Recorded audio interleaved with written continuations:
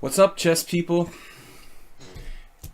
International Master Sparkle Horse, aka Slaggy, here on Twitch and lichess, lichess, if you like, lichess.org. We are good to go. Looks like the stream looks good. We've got microphone. This is my subscriber stream. What's up, Soltigo? Good to have you with us. I told everybody that you were in the hospital yesterday. I thought you were in the hospital, but I guess not. So thanks for coming in. If you feel tired or something, man, just split. It is February 1st, kids. I think the rapid playoff or whatever it is going on in Gibraltar.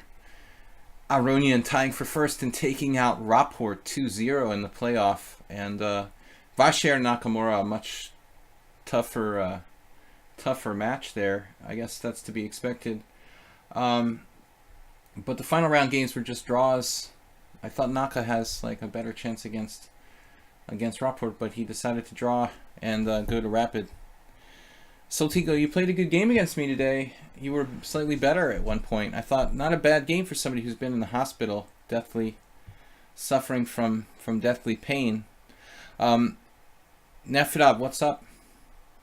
Nefedov beat me today. He checkmated me like every typical 1500 player. No, he's actually a 1600 player here on lichess.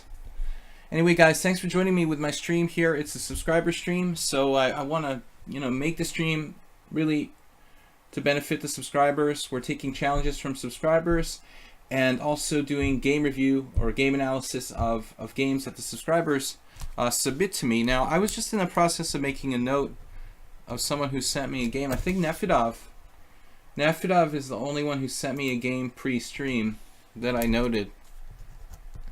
So Nefedov, you're first up with the game analysis. Troll said what? I just know the nursery rhyme. You probably don't know that. The itsy bitsy spider or whatever crawled up the water spout. I don't think I know your song, man. It's probably some heavy metal band that I never really followed. Alright, so we're streaming and we're ready to go. Let's warm up with the game. I feel like kind of antsy, I'm going to play the troll on a roll. And a little chess 960 here with the pieces in the corners. Knights on one side, it's segregation. Knights on one side, bishops on the other. Ultra PC.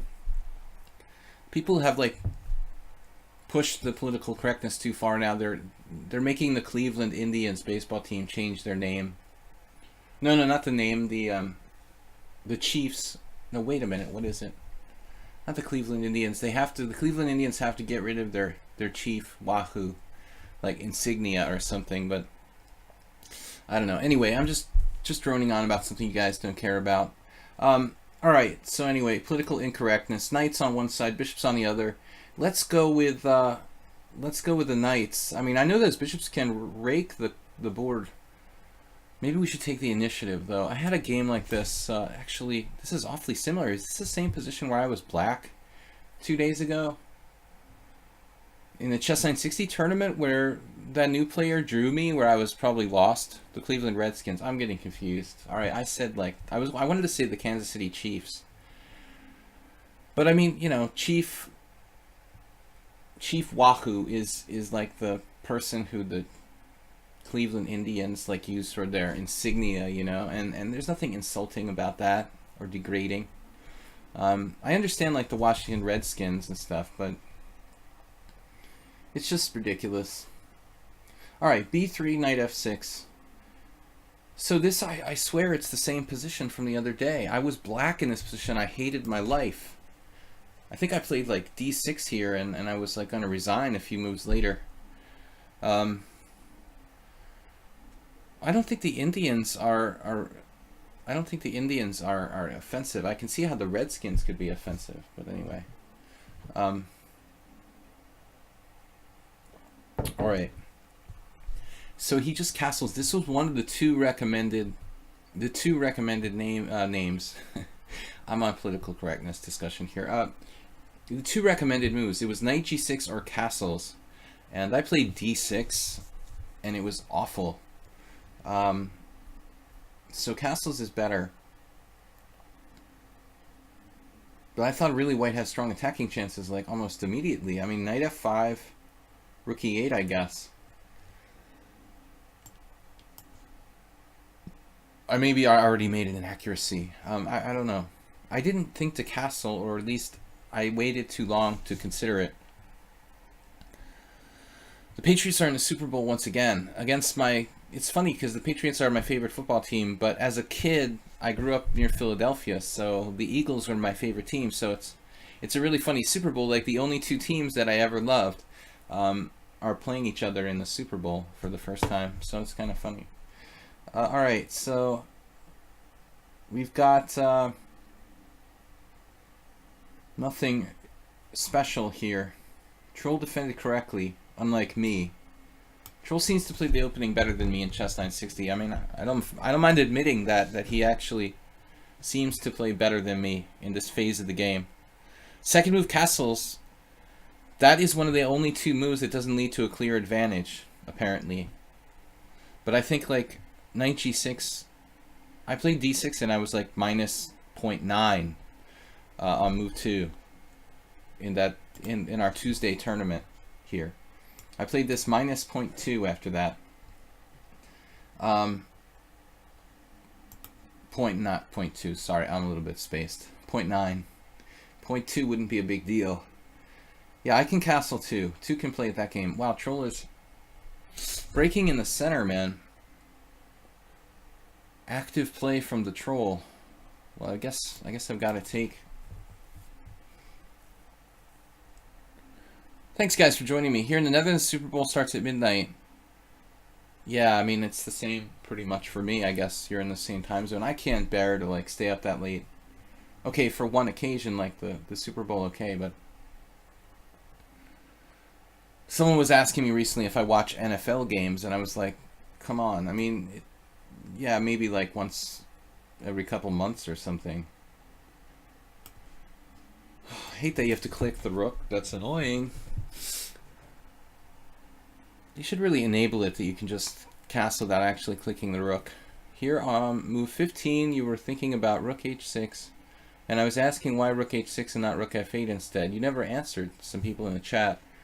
So Troll is talking about the game. He actually pasted the game up there, I think.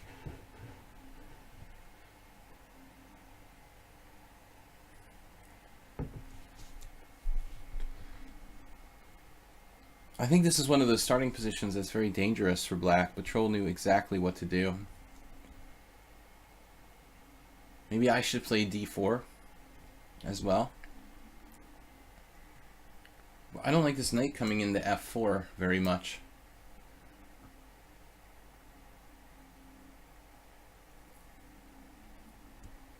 Some people in chat were curious, but I don't remember that position, and I don't want to click on it now. I don't remember Troll, unfortunately. Do we have some kind of brutal attack?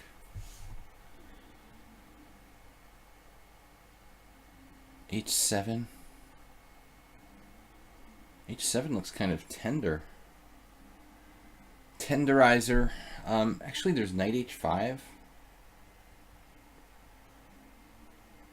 Knight h5. Followed by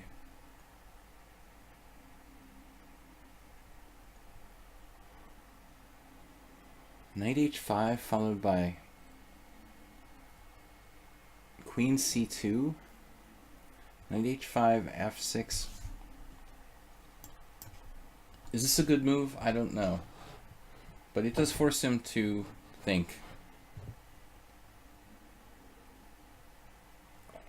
This feels incorrect to me, you know, to move the same piece like so primitively a second time. It's probably a blunder.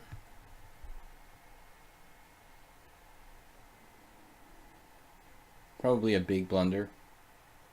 I should have played like d4.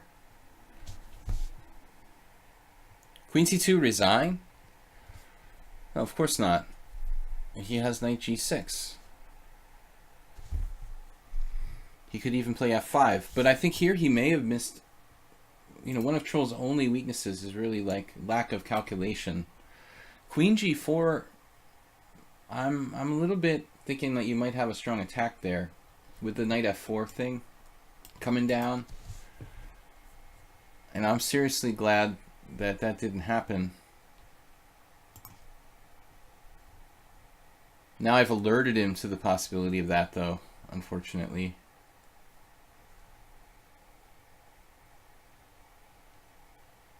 That's like the time I said to my friend Bill, "Hey, look, your queen's hanging." I was like, "Ha."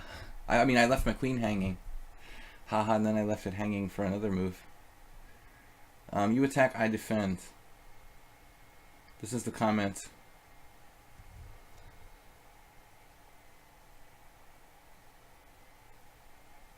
I don't know. Let's try something kind of funky here. This looks utterly incorrect.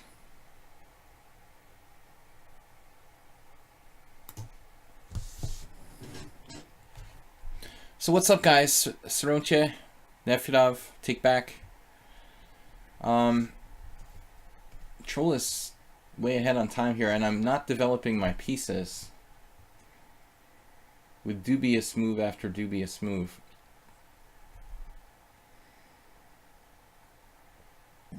Meanwhile, the opponent just keeps making sound-looking moves.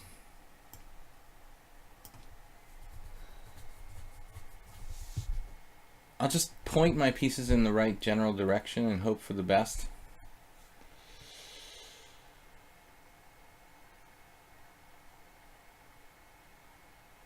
You've got to be tempted to play g5 here.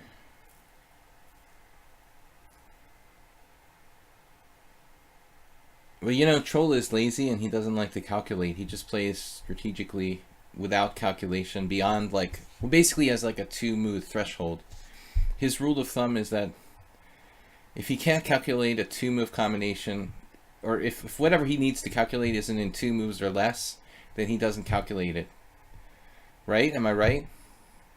I mean, I know some really strong players who seem like they play like that. I think you could, you could almost feel like that about Petrosian, like he never needed to calculate more than 2 moves ahead. In his games, it's all about positional play, maybe a strategic exchange sacrifice or something.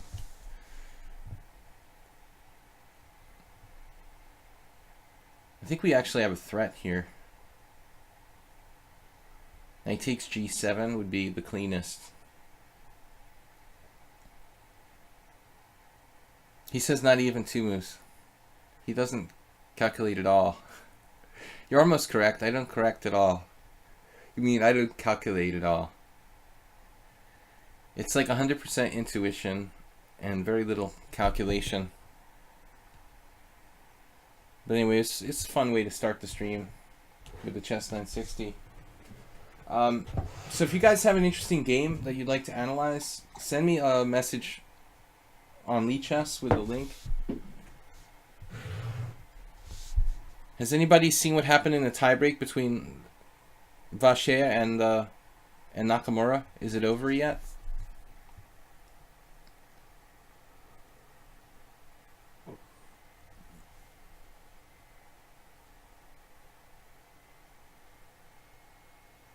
Not much to think about.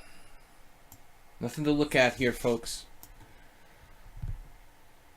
My queen is a little bit short of squares frontally. We have a place to hide if necessary over here, going back where we came from. I don't know if g5 was possible. It looks very risky. I wouldn't have done that either without being able to calculate to the end. MVL1, wow. Well, it's a flip. I mean, I really think that in this kind of, yeah, actually in any time control, I think it's pretty close between Nakamura and Paschall. I mean, maybe I like MVL better, but it's close. My queen is trapped.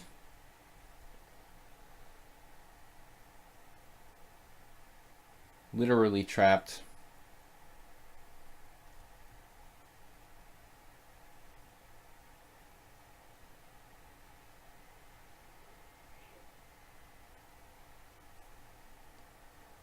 It's trapped, but it's not trapped.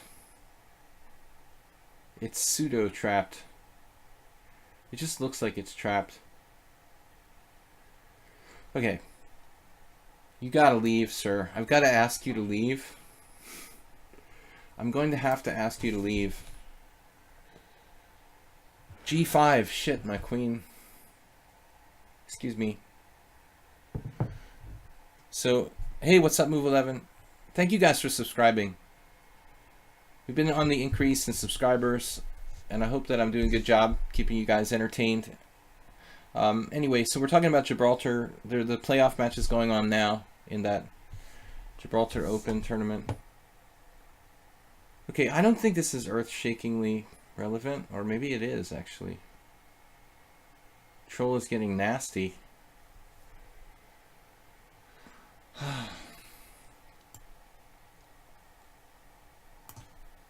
Very close to trapping my queen.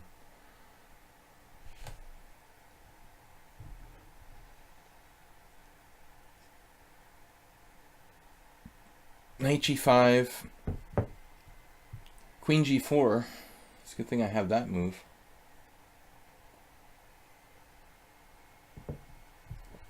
Or not.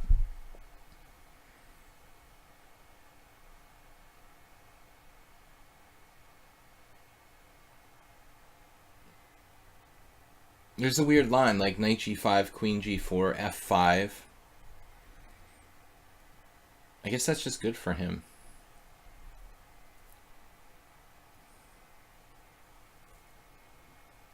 But I have Queen H6. Okay. Knight G5, Queen H6. Knight takes F3 check, King H1. I have no idea what's going on there. It doesn't really look healthy for me.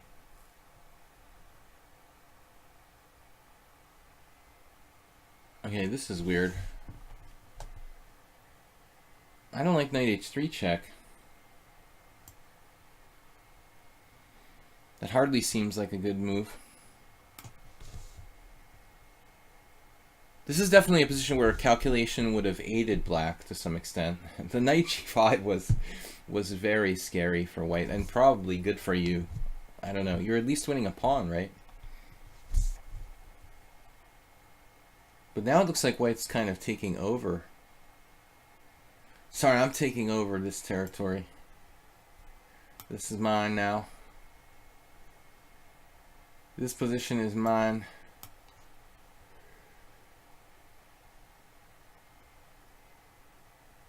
Suddenly, what looked like a bad game is no longer looking bad.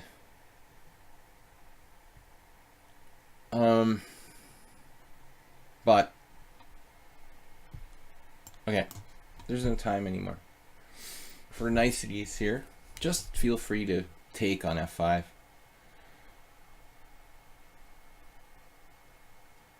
Yeah, there's not a lot of choices there.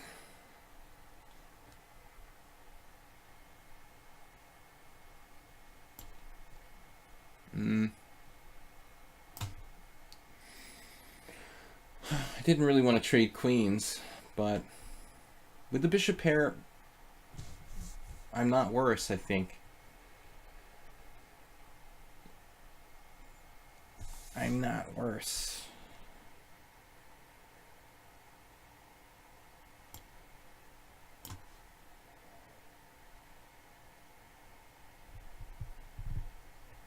Well, we've got to bring the position to life, though. I don't really want him playing like bishop e5 in a favorable way. I have f4. A totally crazy, ridiculous move. Never mind. What am I doing? Just centralizing the king.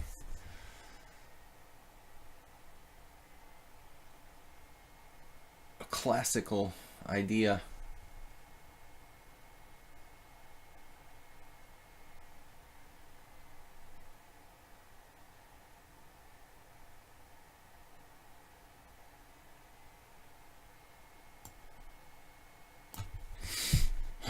Troll's playing awfully well today.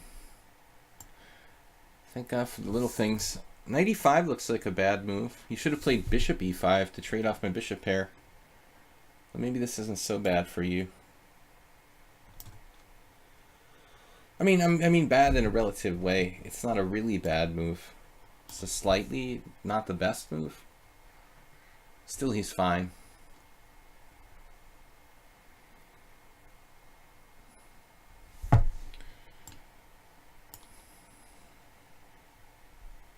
Just don't trade off my bishop pair, okay? Please. No matter what you do, please don't exchange dark square bishops. He isn't losing on time very easily today. Like, what's up with that? Usually he's lost on time like 10 moves ago.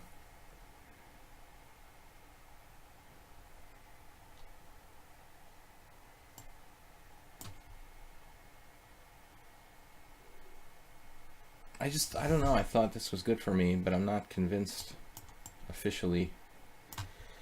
There's no more e5 square for you, Buster.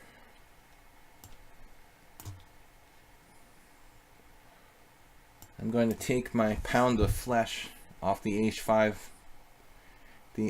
pawn. Still, he might be alright. He can do like king f7, knight takes h5, and then like rook h8. Okay, I've got another bishop coming up, like bishop d3. I'm actually better, maybe for the first time in the game here.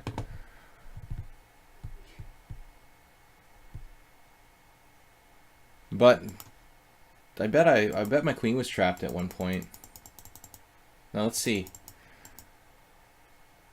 Let's see, wait a minute. Hold on. d6, like who would be, so it's not the exact position. Oh, no, maybe it's here. Let's see. It's not the exact same position. Wait, what's different? So I thought this was my game, or it's not saved because it's a casual game. Okay, so that's why it's not in the database. It was this position.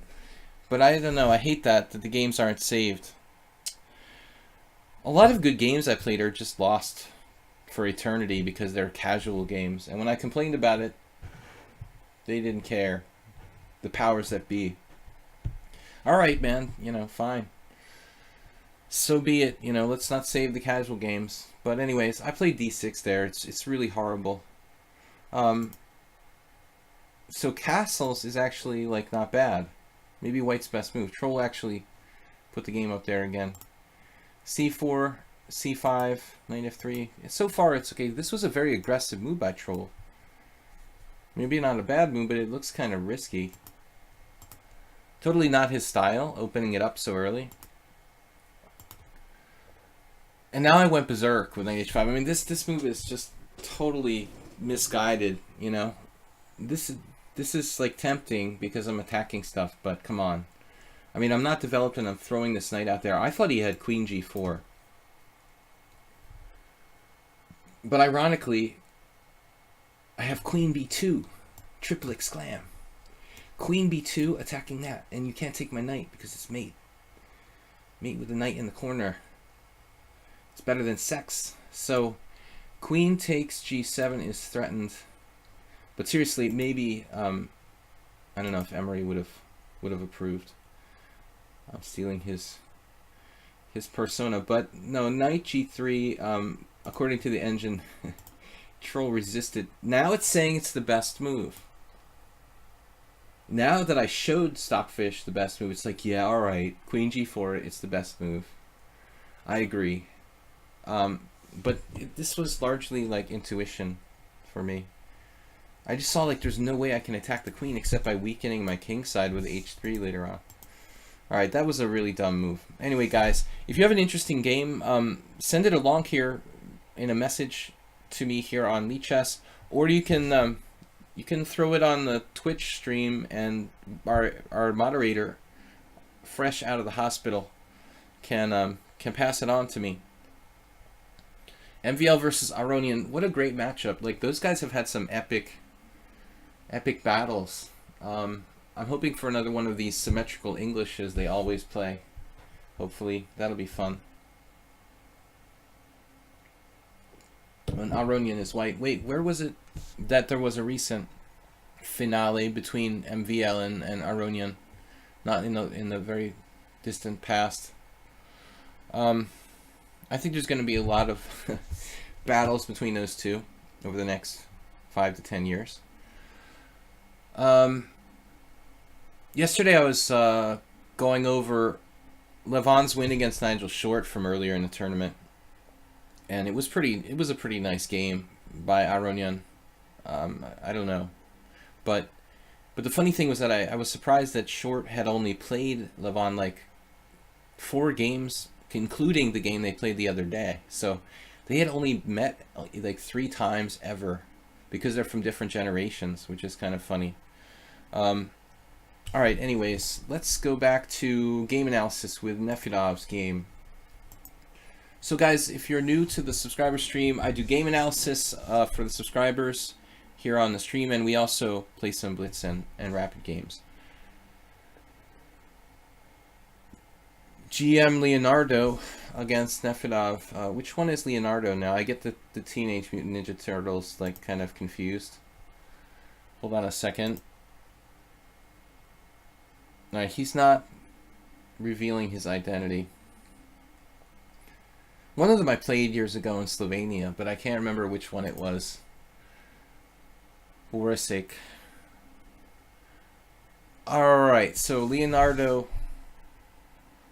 My name is Luca, and I live on the 2nd floor. Maybe it's Luca. I don't know which one it is, but it's Leonardo against Nefedov, and this was played here on lichess.org. The Slovenian Turtles. Leonardo playing white, and Nefedov is black. Turtle power. This is just a 3-2 blitz casual. It's really sick. Like, Nefedov is 1689 now. It's almost like he's doing it on purpose to troll people. Yeah, Luka Lenic. It's not Luka Lenic. Okay, well, I thought he was one of them. But it was funny when Nevednici was like singing this song to him, sort of trolling him when I was in. We were sitting around in the like analysis area. Anyways, old memories. But Nefedov is white. No, Nefedov is black. Let's flip it up. F. So troll power with a 1689 rating. Like, he's not going to take you seriously with that rating, man. You know, it's like you can't really expect him to take you seriously when you're 1689. He's like, okay, I'm going to whip this guy like a punching bag. So Nefedov takes out, oh, and then he's like, oh no, B3. Yeah, take that, 1600. So Leonardo busts out the B3. I would seriously consider playing the Schliemann anyway. Like, it's possible, dude. I mean, you might as well just bust the F5 anyway. I think this is probably even better here than it is against the Roy Lopez, in all honesty. Very possible stronger, you know. Be thematic, man. I mean, you played the Schliemann anyway. B3 is like begging you to play F5. Here, I'll play a kind of lame move, and now you can play F5 with even more potency. But Nefedov went back to some kind of classical response, which is principled. So MVL played B3 against Aronian and ended in a draw. Now let's see if Aronian can beat him with the English opening again for like the umpteenth time. The last time Aronian got kind of lucky when they had a playoff finish. He was really, really lucky to win. So it's B3 in the 4 knights, which I don't recall that being a real move. I think that the turtle should play like a more useful move here rather than knight C3. But what is useful after B3? Maybe you could do something weird like Queen E2 for white. Is this just bad because of... Oh no, it's bad because of Bishop C5, and it reminds me of the B3 against the Sicilian. I don't know. I'm not joking about F5, man. I really think that F5 is a good move here. if you're going to play it anyway, you know, against bishop b5, you might as well play it here. Be consistent. Okay, it's a GM, you know, but whatever. Play your normal way. Let's see. So knight f6, knight c3. He could come up with nothing better than knight to c3. I guess not. This is like the lamest 4 knights ever for white. I mean, a3, h3, g3, d3, but b3 is kind of bad. Okay, bishop b4, bishop d3. This looks like something I do against the French defense sometimes. Okay, this is Scoberni, so I don't know this guy. Yuri Scoberni, I don't know this one. One of the turtles. Bishop d3, and now he's begging you to play. Yes, it's reminding me of another line, you know, where you do like knight a6, but we don't have a knight there anymore. We can't do, unfortunately, we can't do knight a6, knight c5. All right, let's see what you did. Very principled. He's scared of bishop g4. And rook e8 looks, I mean, rook e8 looks okay. I mean, white has no threats. I would love to play f5, but it's not really looking like it's in the immediate future. If you could do something like knight h5, that would be nice, but white's going to play knight d5. So I don't know. I mean, you must have been tempted to take on c3, no, Nefedov? But white has a very solid position after this, ironically. Like, d takes c3. It's not that far removed from a normal 4 knights kind of position. It almost looks like he's black in an exchange Lopez after that. Some kind of weird exchange Lopez. That's basically what it is. Let's see what you did, though. Rook e8. It's not a bad move, very neutral. And now he starts migrating to the king side, but it's like he's begging for d5 here. It almost looks like you could play d5 anyway, and like here play e4. Maybe this isn't so good.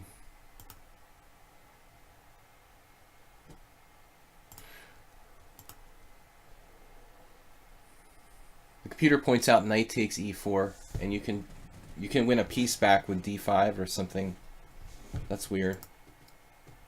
a6, I think that Nefedov is just interested in replacing his bishop back on c5 and having a diagonal. Oh, this is a bad move. I thought that a6 was about playing bishop c5 and keeping your bishop on that diagonal, you know, a new place to go, but b5 is seriously bad. It weakens a lot of white squares, and you need this bishop on this diagonal anyway to like defend against things like knight f5. So I was sort of like, you know, emotionally hurt by b5. Who's the Queen's Gambit declined? Who's the Queen's Gambit decline expert here? I don't know. I mean, I like playing it for white, but I'm an expert for white, but not for black. b5 is awful. c3, bishop c5, and okay. It's almost like a normal position now. It's some kind of weird, it looks like a weird, you know, Archangelsk variation. That's all it is now. Maybe you should preemptively play bishop b6. That would be more flexible. I still think you need your bishop here, you know, to kind of guard this diagonal.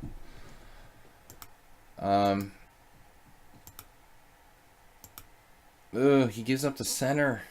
Are you sure that Nefedov is black here? And you gave up the center and you put your bishop on b7. This looks kind of scary now. The dude is seriously better.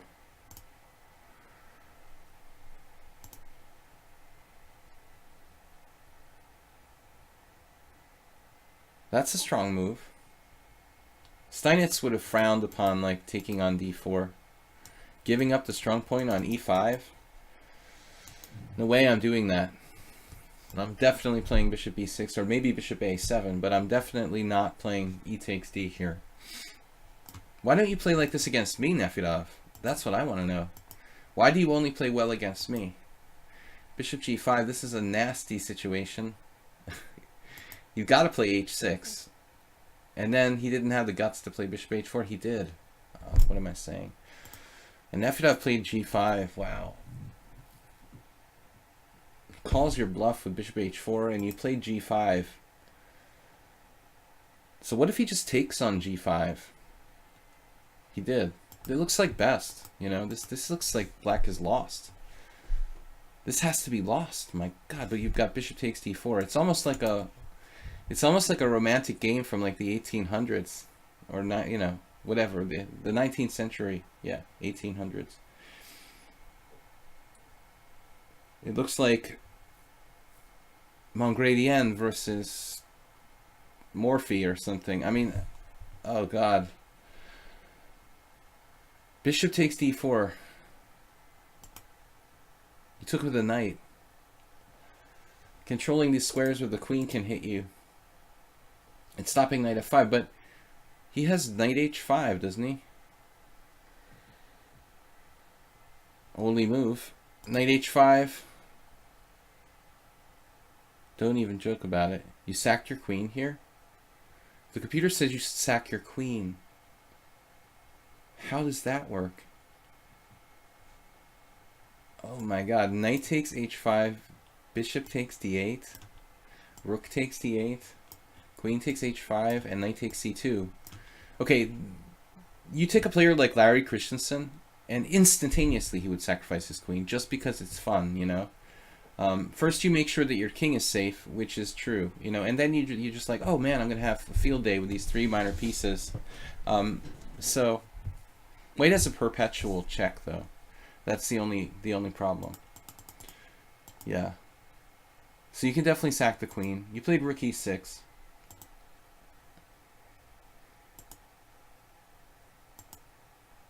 He couldn't come up with anything. He played rook c1 now. Rook c1 is like, what does that do? I can't believe he played rook c1. I mean, white needs to find a relevant move in this position to put, you know, some pressure on black. Clash Kid, what's up? If you give more time to Stockfish, 94 looks like the best move. Is this a cheater game? No, this is Nefedov's game against Grandmaster Leonardo of the Teenage Mutant Ninja Turtles. But he missed a queen sacrifice, forcing Leonardo to take a draw. Now Leonardo played rook c1, which doesn't seem to have any real point other than superficially developing a piece. I would think he has something here. Apparently bishop h4. Yeah, so like bishop h4 would be about maybe like playing knight takes f6 check when you feel at the right moment, and then some kind of maybe. Well, I mean, come to think of it, like, why can't he just take on f6 right away? Is this so bad? And then some kind of queen move. This looks interesting. I mean, seriously, if he's going to use his rooks, I would think, like, maybe rook there, rook there, rook there, something like that would be the only, kind of the only plan. But the rook c1 was like, what is he doing? He just decided to play a quick move that doesn't do anything. And now Nefedov with queen e7. Also not really getting out of the pin, but what can you do? Apparently, like, you should evacuate your king with king f8. Ah, this was his plan, but this is like very time consuming. He has to play 3 moves, 1, 2, 3. Plus you can play b4 and just laugh at him now, probably like here.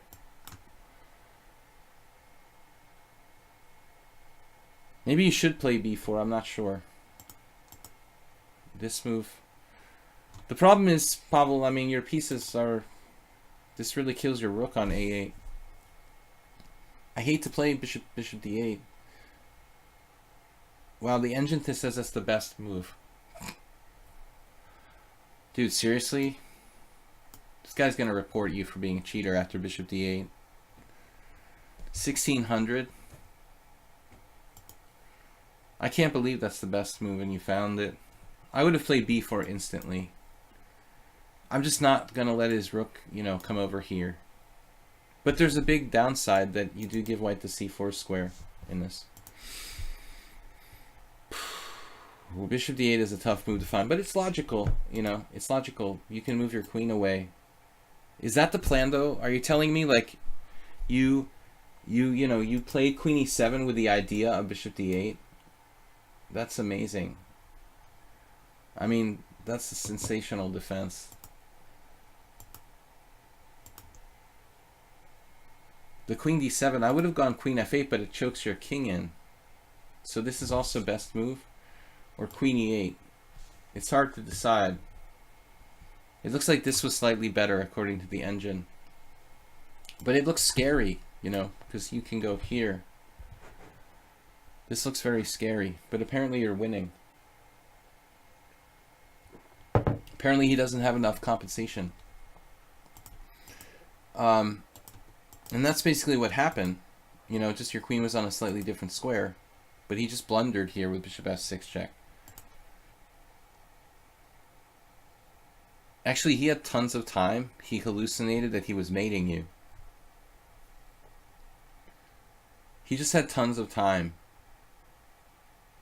And made a one-move blunder. So it's kind of tragic. He has to play queen takes knight, but he had some kind of weird hallucination with bishop f6.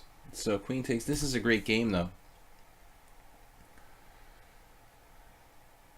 Apparently, bishop takes g5, and I don't know if he would have found f4, but apparently that's the only move, because rook takes is not enough.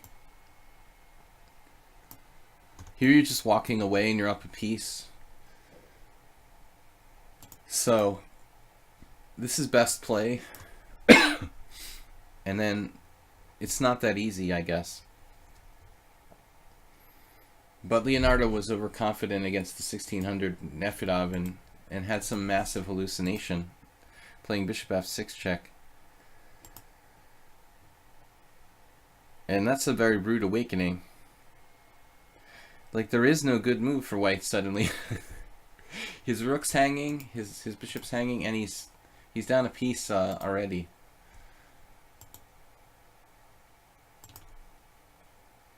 I know, because I lost to Nefedov already today. But you're going to get in trouble with that 1600 rating.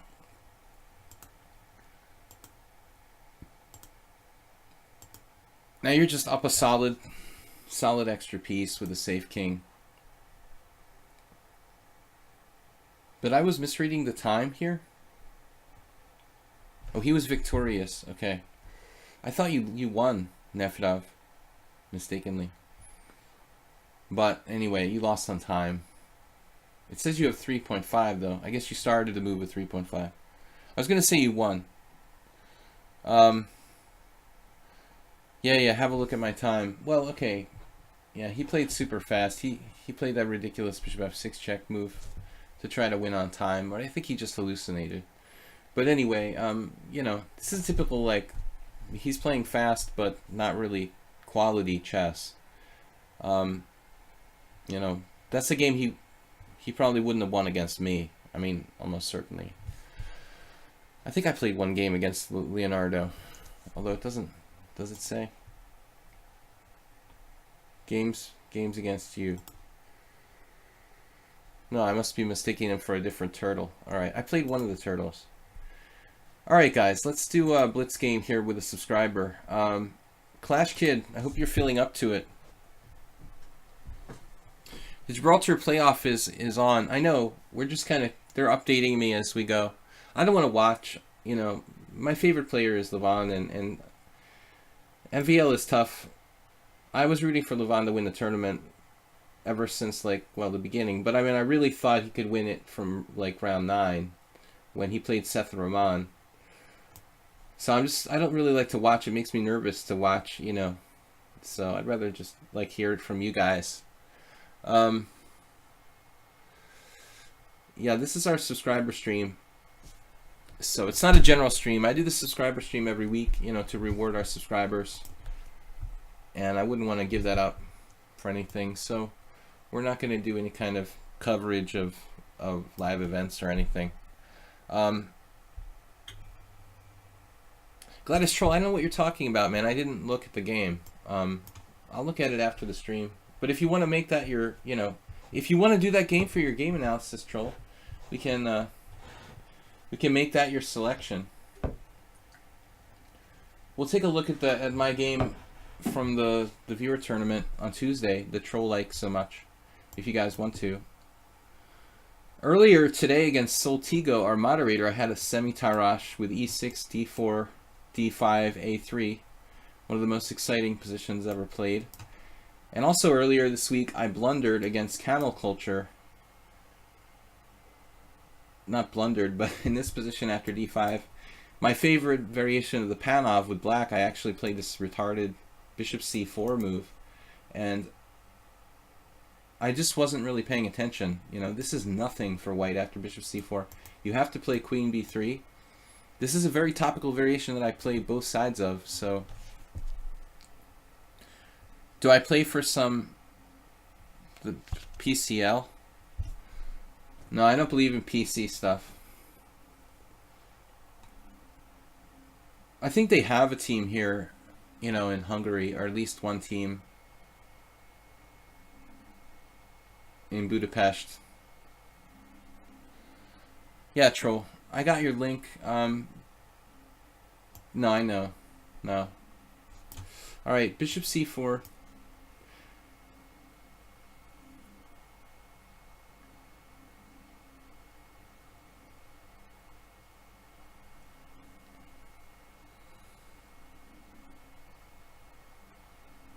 Yefidov, bug off.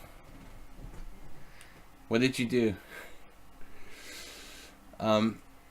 We will answer Troll's question about my game. So Clash Kid played knight takes c3, and I guess he doesn't know the theory. But the big move is e6 now. This is very, very trendy, with a lot of fun games played lately. A lot of strong players debating this line with both colors. And I used to play knight takes c3, but this is like really old school what Clash Kid is doing. It's not a mistake, Clash Kid. It's just the older move. I think it's okay. The problem is, like, you're supposed to play knight d5, and then bishop takes d5, and then e6, and then bishop takes c6, and then b takes c6, and that endgame, well, I don't know. I guess it's not an endgame yet, but that middle game, whatever, with two pieces exchanged, is very interesting, and I've had a number of games in that with both colors. But I think that white's a little better, so I think that's why everyone's playing e6 instead of knight takes c3. I mean, Caruana basically put a stamp of approval on it first, and a lot of other players have played e6 instead of taking on c3. No, this is old school now. It's not like it's terrible for black. This is like the 1980s style for black. I don't think it's that bad. I can't take with the queen because I lose a piece, so this is forced. Alright, I haven't played this in a while. Like, nobody plays this. So I have to kind of remember. You don't need opening theory, I guess, unless you're like a titled player, but it doesn't hurt, especially today when, it used to be that 30 years ago, 20 years ago, it was hard to learn openings. You had to study a lot of books. Now it's easier to study openings, though. There's a lot more available information, so it really doesn't take as much time. There's really no excuse not to study openings, where there was in the past an excuse. So, bishop a3, bishop f8, looks to me like probably normal. Or maybe you can play knight e7. I don't know.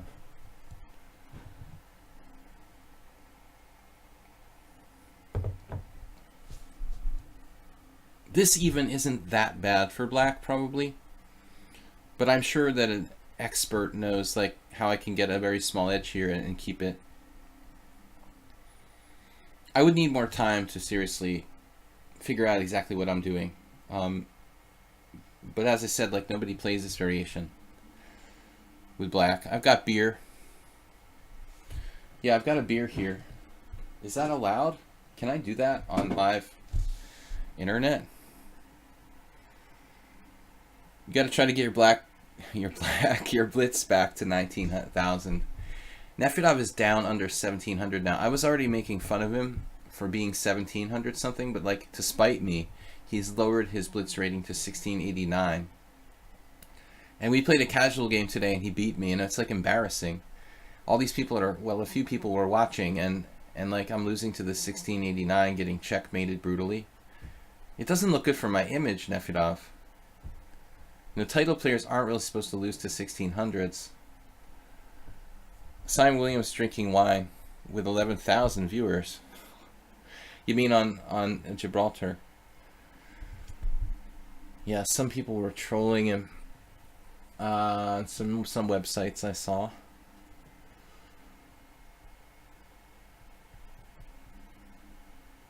Well, it's Gibraltar, you know, it's like an elegant snob tournament, so you've got to drink wine, not beer. The Hungarian Chess Federation didn't include me, you know, in the sponsored players list for Gibraltar this year. He played 97 finally. I was kind of joking about that. In fact, I know that Bishop F8 is played. Like, that's maybe the actual best move. I just told him to play 97 as a sort of bluff. You know, I was kind of hoping he would play 97 because it's more passive. So I could convince him to play 97. But anyways, it's probably not that bad for black. Where is the concrete? You know, the temptation is to go, you know, with this kind of primitive h4, but is that good? And my king is still in the center of the board. I'm also looking at knight to g5, but that's also unconvincing. He could even do like knight f5, and I'm not developing my pieces here. So knight e5 though. Okay, knight e5 has got to be a reasonable move. But it does not constitute a plan, and that's the problem. We're going to have to reorganize our pieces, and I don't really have a clear plan. Of course, he's in this horrible pin on the a3, f8 diagonal.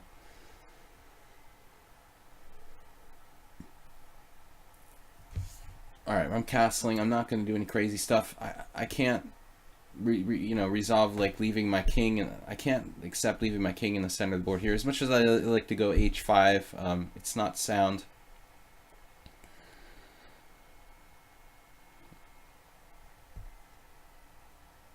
Sorry I lost my rated games today that were clear win for me. Levant won. Was that decisive, or is he just in the lead now?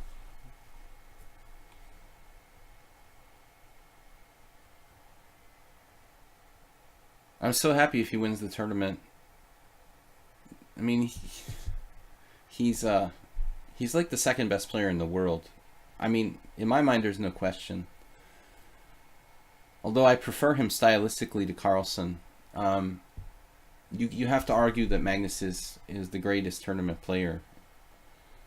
He won the tournament. Wow. Nah. Setha Rahman really rolled over in round 9 against Aronian. It was a stupid opening, actually. Levant didn't play the opening well, but Setha Rahman just kind of rolled over and died. You know, it's hard to face someone that strong and not be intimidated. Okay, Clash Kid here has 4 minutes now. He's basically played as well as you can play after playing this passive line.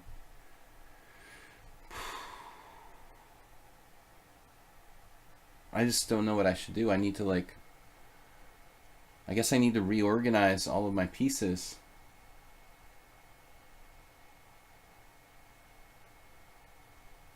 I'm just not certain what I should do. This bishop will get attacked eventually.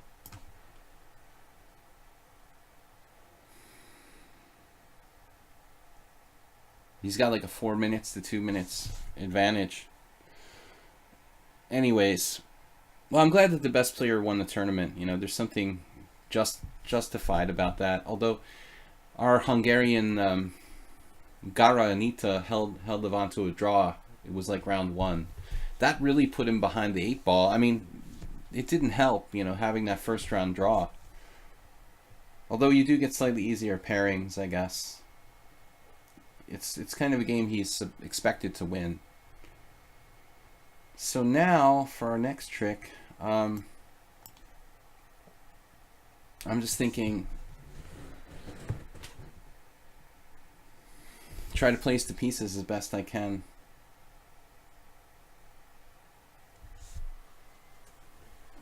Clash Kid won the viewer tournament on Tuesday in Chess 960, although he has like no Chess 960 games. I thought was really insane. I have a tactic to win the exchange here.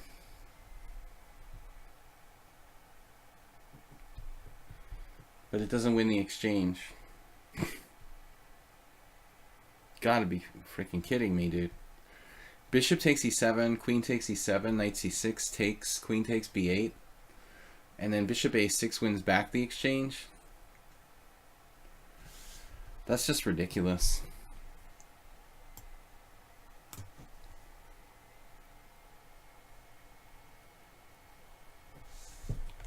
Rapport did well, yeah. I also thought there was a notable change in Rapport's style where he wasn't playing like a maniac in this tournament. You know, I've been saying for a long time that if he would just play normally, you know, like sometimes aggressive, but mostly like normal, you know, he would do much better. So maybe he understood that or something, because it just looked like he was playing like a normal grandmaster instead of trying to play like a maniac every game. Look at his games from this tournament. He's like a different person. He didn't do anything totally nutty like in any games. He just played like a regular run-of-the-mill 2690 player, you know.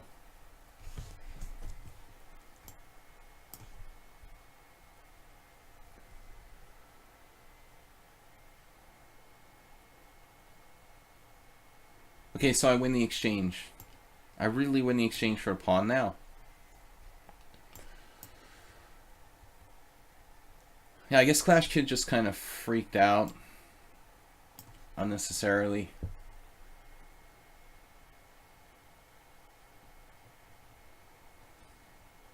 I mean, not that it's an easy position to play.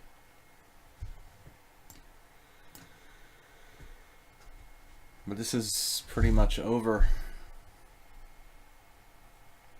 Okay, it's not immediately over.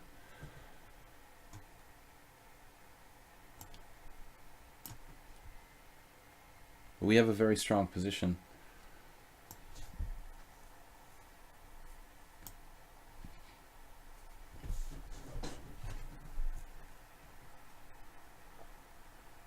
No fun for black now. He has one last trick to play b6 and b6 and bishop b7 threatening mate on g2. We can meet that with f3.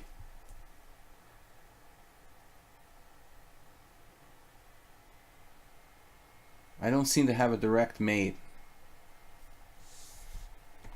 Yeah, okay, resigning is possible. I would resign in a tournament game with black. Maybe not in a blitz game. But I'm really lucky that he did that crazy move.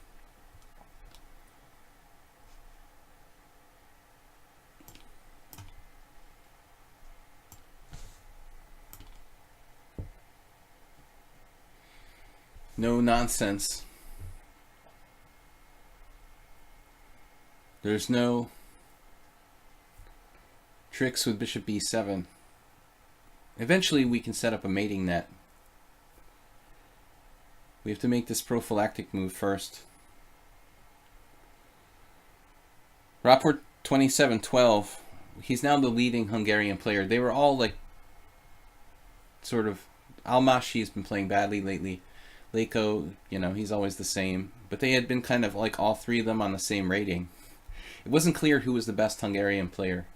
If you don't know, I live in Budapest, so although my federation is US, I know the Hungarian chess scene really well, and I've been here for a long time. Okay, let's see what's up next. So we've got any other games to analyze you guys have sent me. I've got no other submissions for game analysis from the subscribers, except for Troll.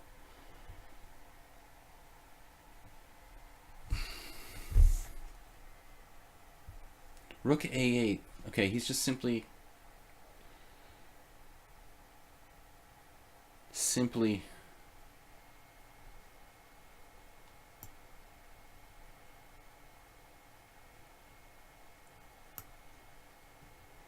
trading pieces, I guess.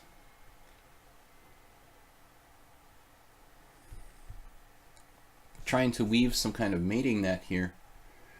But I'm not sure if it's actually the best move. Queen check.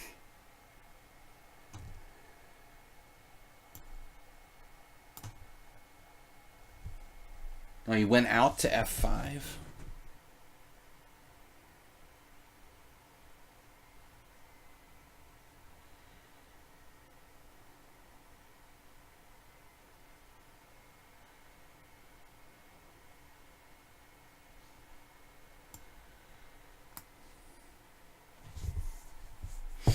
There's got to be a mate.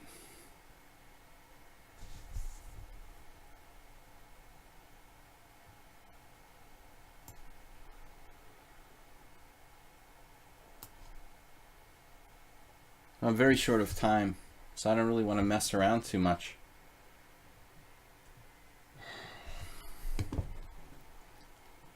This wasn't the best for me.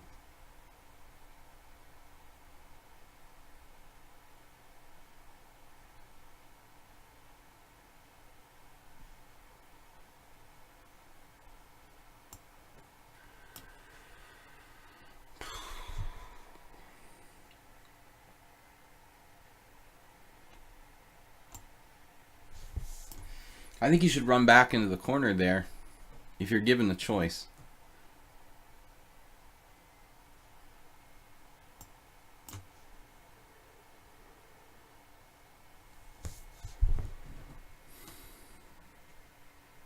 I'm up the exchange for one pawn.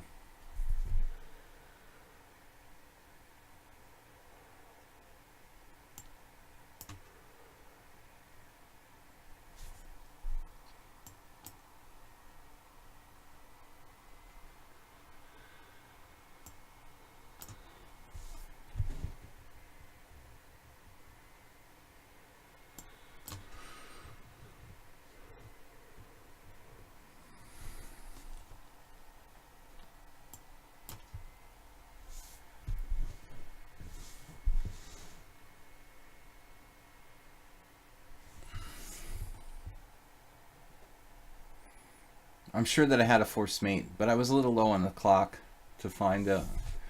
I'm not that good at finding forced mates. Weird forced mates, not really my thing.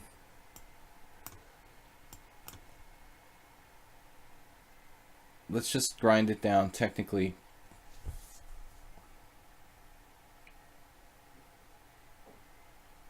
The G6 pawn is a big problem.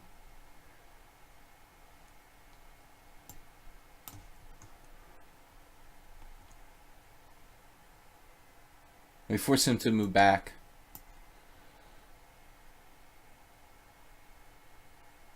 This should be winning.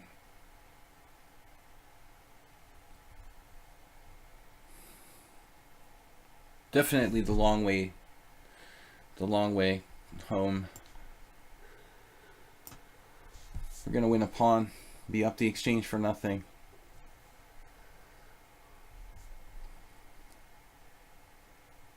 But it was a good fighting game by Clash Kid. He made a tragic decision at one point.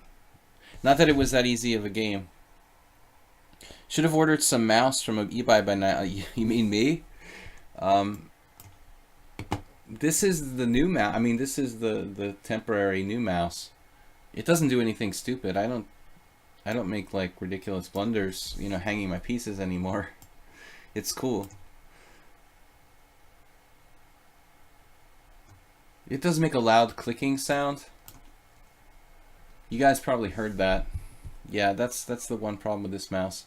Anyway, all right, no, Troll sent me the game. Can somebody, Soltigo, are you with us? Actually, can I look at the last game and see it there? Maybe I can go to our last game where Troll added it in the commentary and see the link to that game that I played from the other day. I clicked on Troll instead. And I don't need a new mouse. Here it is. So Troll is like talking about this game. We just had a game. Oh, this is a different game. Sorry. But there's something wrong. Oh, you're asking about a different game. I thought you were talking about the Chess 960 game that was similar, Troll. Is this the right game you were talking about? The Rook H6 game you were talking about? Are you sure this is the right game? Nefedov just sent me a link.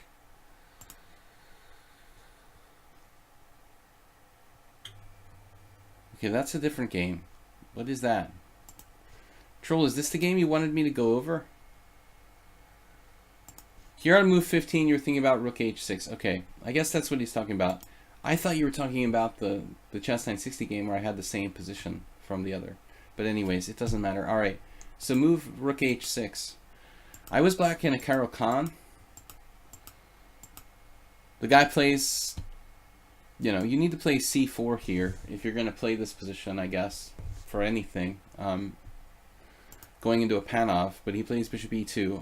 Okay, only people that do this are people who want to like draw with white or something. You're playing the black side of the Queen's Gambit exchange variation with a tempo more. Your question is about move 15. Okay, so we go Bishop G4. He goes H3. Here I was thinking about taking, but it's kind of boring, so I do this. And then E6, and then he goes knight E5, and here I was looking at these weird variations with bishop takes E2. We didn't get to analyze this game at the time, but I was looking at this. Now that we're here, we might as well look at it. Objectively, this was the stronger line for me, but it involves like trading a lot of pieces and stuff, so... Anyways, I just take back, we have this position, and then he goes H4. I was like, damn, dude, H4. That is crazy, but it's not that bad. It reminds me a little bit of like an advanced variation. I mean, you can condemn him for playing H4, but okay, it's a spirited move. He can kind of get away with this, I think. Then I played H5. He plays Bishop G5, another aggressive move. Now apparently here I should have played Queen B6, but it doesn't actually threaten anything. That's a move. And I just went knight E7. He went knight D2. And I played F6. Oh, this game with Rook H6 you were talking about, right. So I could have defended my pawn. He sacked a piece here. This is just insane. G takes F6, Queen takes here. And here I was talking about Rook H6. Okay. And I was talking about Rook H6, and I said if I do Rook H6, I save the pawn on F6, you know, and I can be up a piece for 2 pawns instead of a piece for 3 pawns. Why not Rook F8, which I didn't mention at all? Because I felt that Rook F8 leaves my H5 pawn hanging.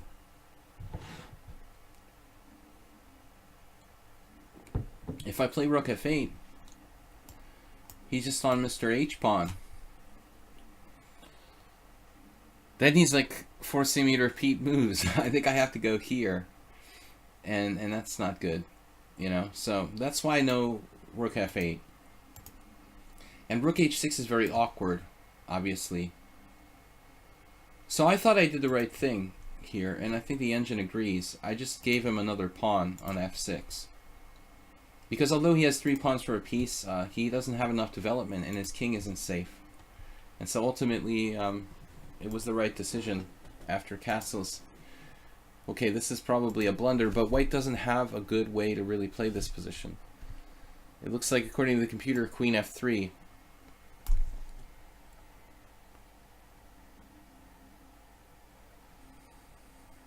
But he's okay. He's got 3 pawns for a piece, but his king is still remaining in the center. I would have played this probably. Well, here he could trade queens. That could be a problem. I mean, that might not be that easy for me. It's amazing how big black's advantage is according to the engine.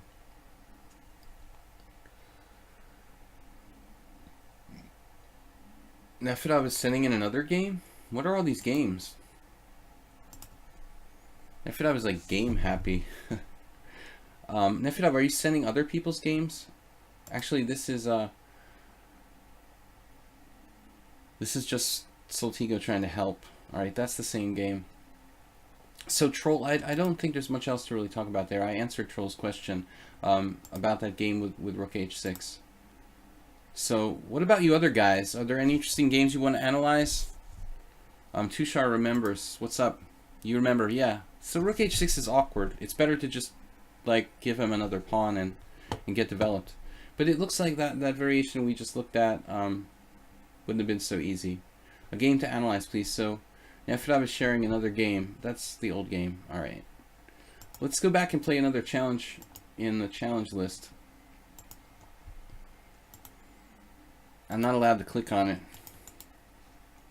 I don't know why.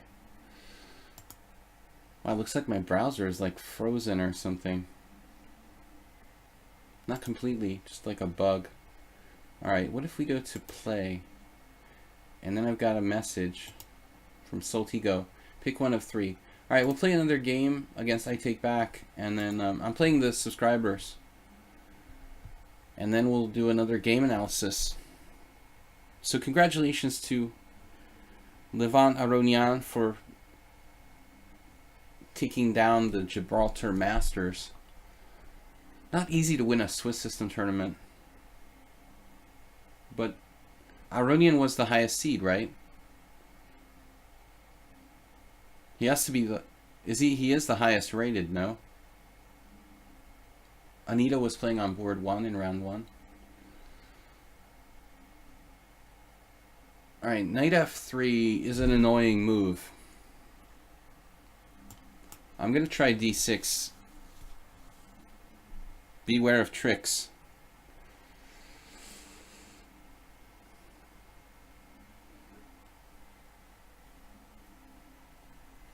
So, it's really hard to find something interesting to play against knight f3, c4 people, you know? And I play it myself. But this bishop g4 at least is something kind of funky that you can do, you know, to take them out of their happy area. Like, okay, like already, like the Fianchetto people are like upset because they can't play g3 without allowing doubled pawns. Nevertheless, this is like a totally okay position for white. Now what do we do? I mean, e3 is a pretty rare move. Looks like he's threatening, in some cases, to play queen to b3. But it's totally, like, non-critical. I Take Back. I Take Back is just...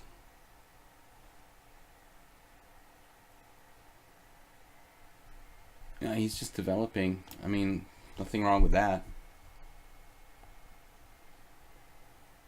But I'm trying to play a solid defense here for black.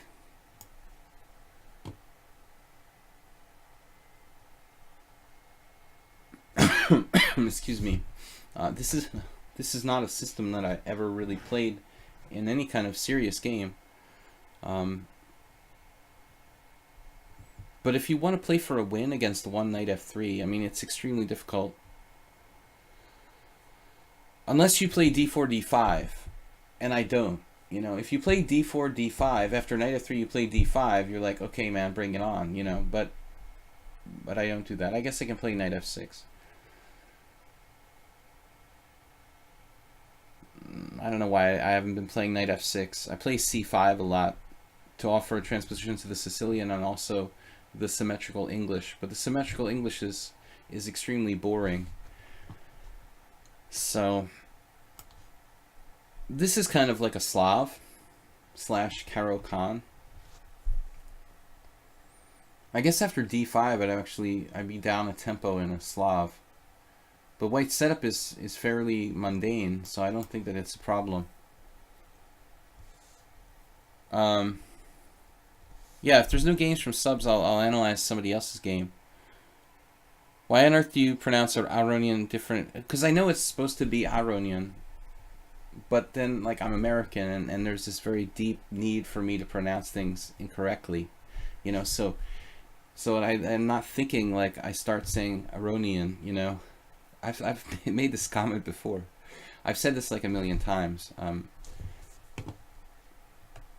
It's an Armenian name, and you're supposed to say like Aronian, but I pronounce it differently every time, just to keep you guys on your toes. Just because I say it wrong doesn't mean I don't know how it's supposed to be pronounced, you know? Alright. It's like an A6 Slav without the A6.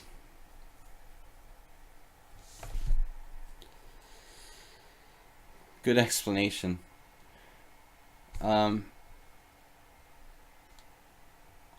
Just because you're paranoid doesn't mean they're not out to get you. We've got all the possibilities in the world. Now, bishop h5's got to be the best move here.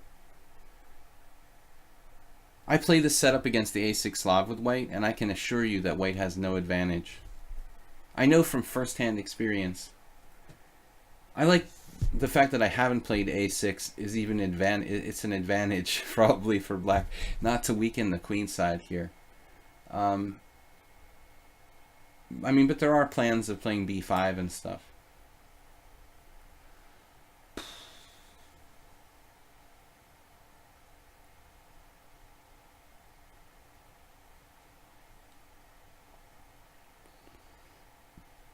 Knight looks like a very solid move. I can go, yeah, I mean, I really auto-exchange this. I'm trying to play correctly. Auto-exchange. Topala versus Glidora. I can do like bishop b4. It's kind of a funny defense. We'll just we'll just change plans completely. Kind of mess with you. One thing that I've noticed that black can do is always this, just trade it. Maybe it's not that easy.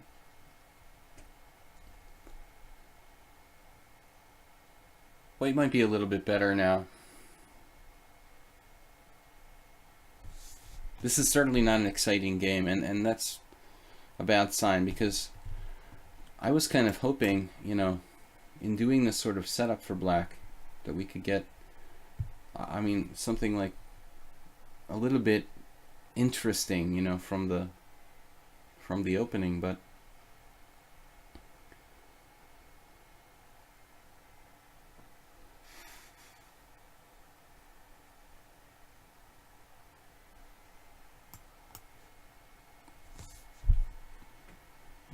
this is just like about playing super solidly with black.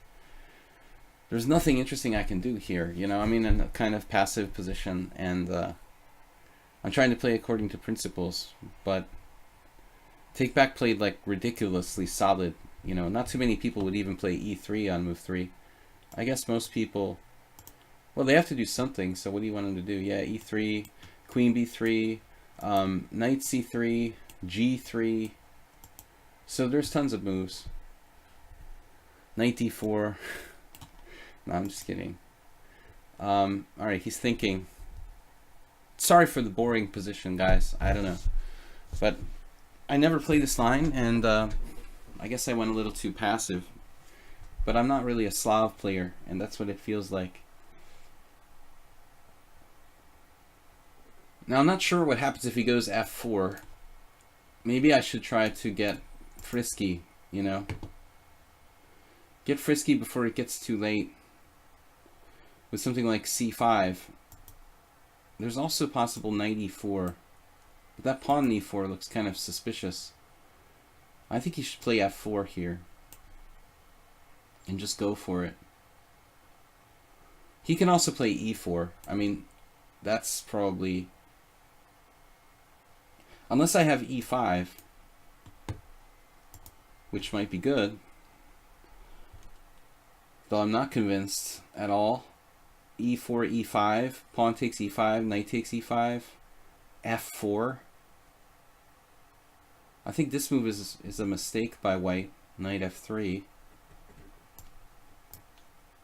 Relatively speaking, it's not like a losing move, but I don't think it was his best.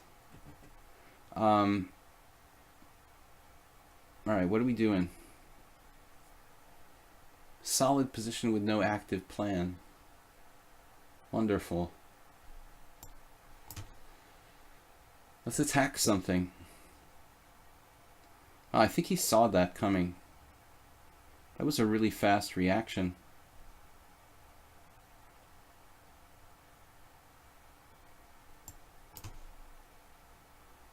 I'm playing the Caro-Kann.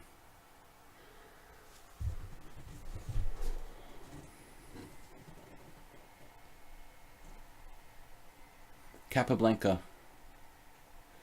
You said Capablanca differently 3 different times. Once you said Capablanca, once you said Capablanca, and once you said Capablanca. What's up, guys? I'm just trying to entertain myself. But yeah, the Aronian pronunciation I have done wrong many times. Kind of a trademark for me, Mr. Nefedov. Now my queen is pretty funky on a6 after the c5.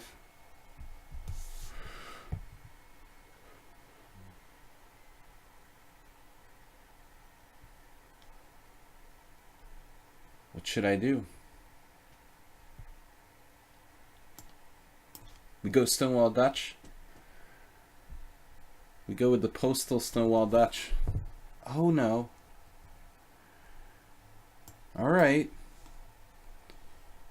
My knight is not trapped yet on e4, but it could get trapped. No.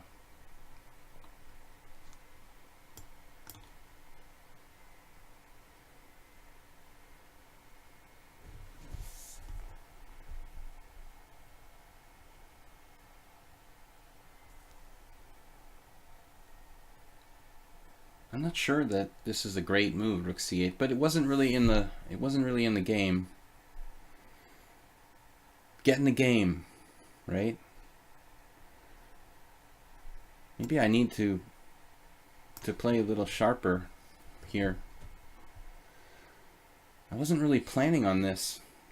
I was hoping to keep the battle on the other side.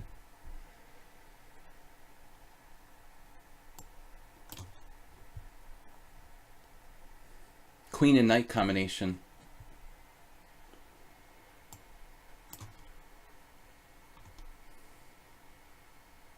Man. Laser beams.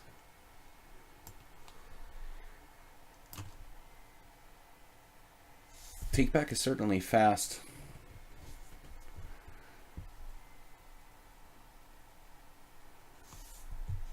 Chigorin Clinic.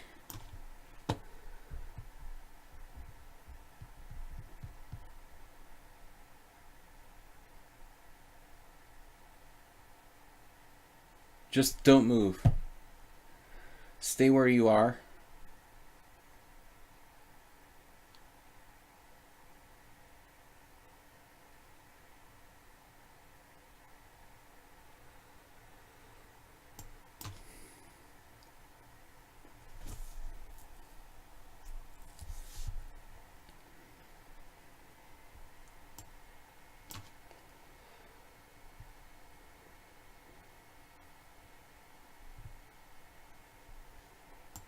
All right.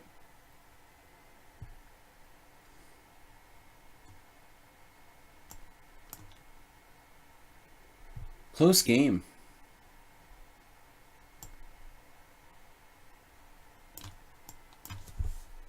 This is pretty passive by me. He's played well, man. I mean,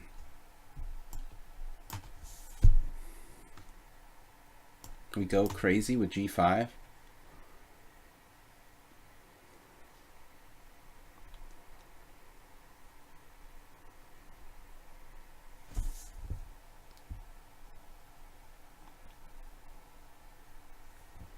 Classic Stonewall Dutch.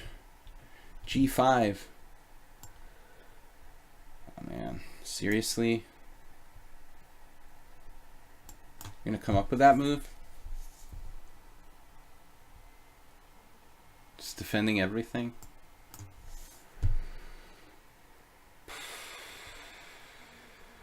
I don't know who's better here.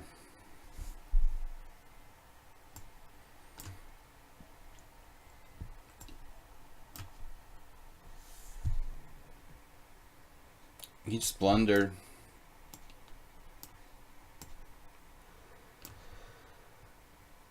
I mean, it was really equal up until the end.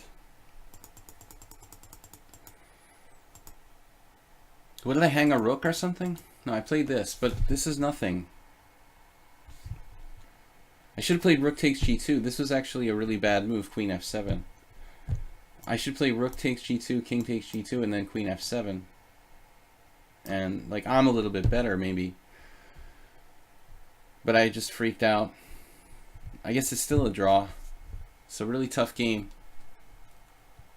Hey Gleitzen, I saw you have a new account here on lichess. You said you're back.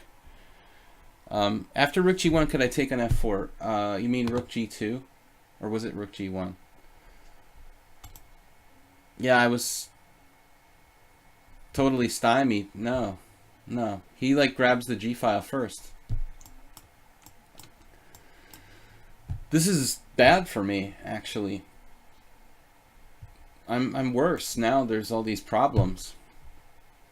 So when I played g5, I mean, rook g1 is like a brilliancy.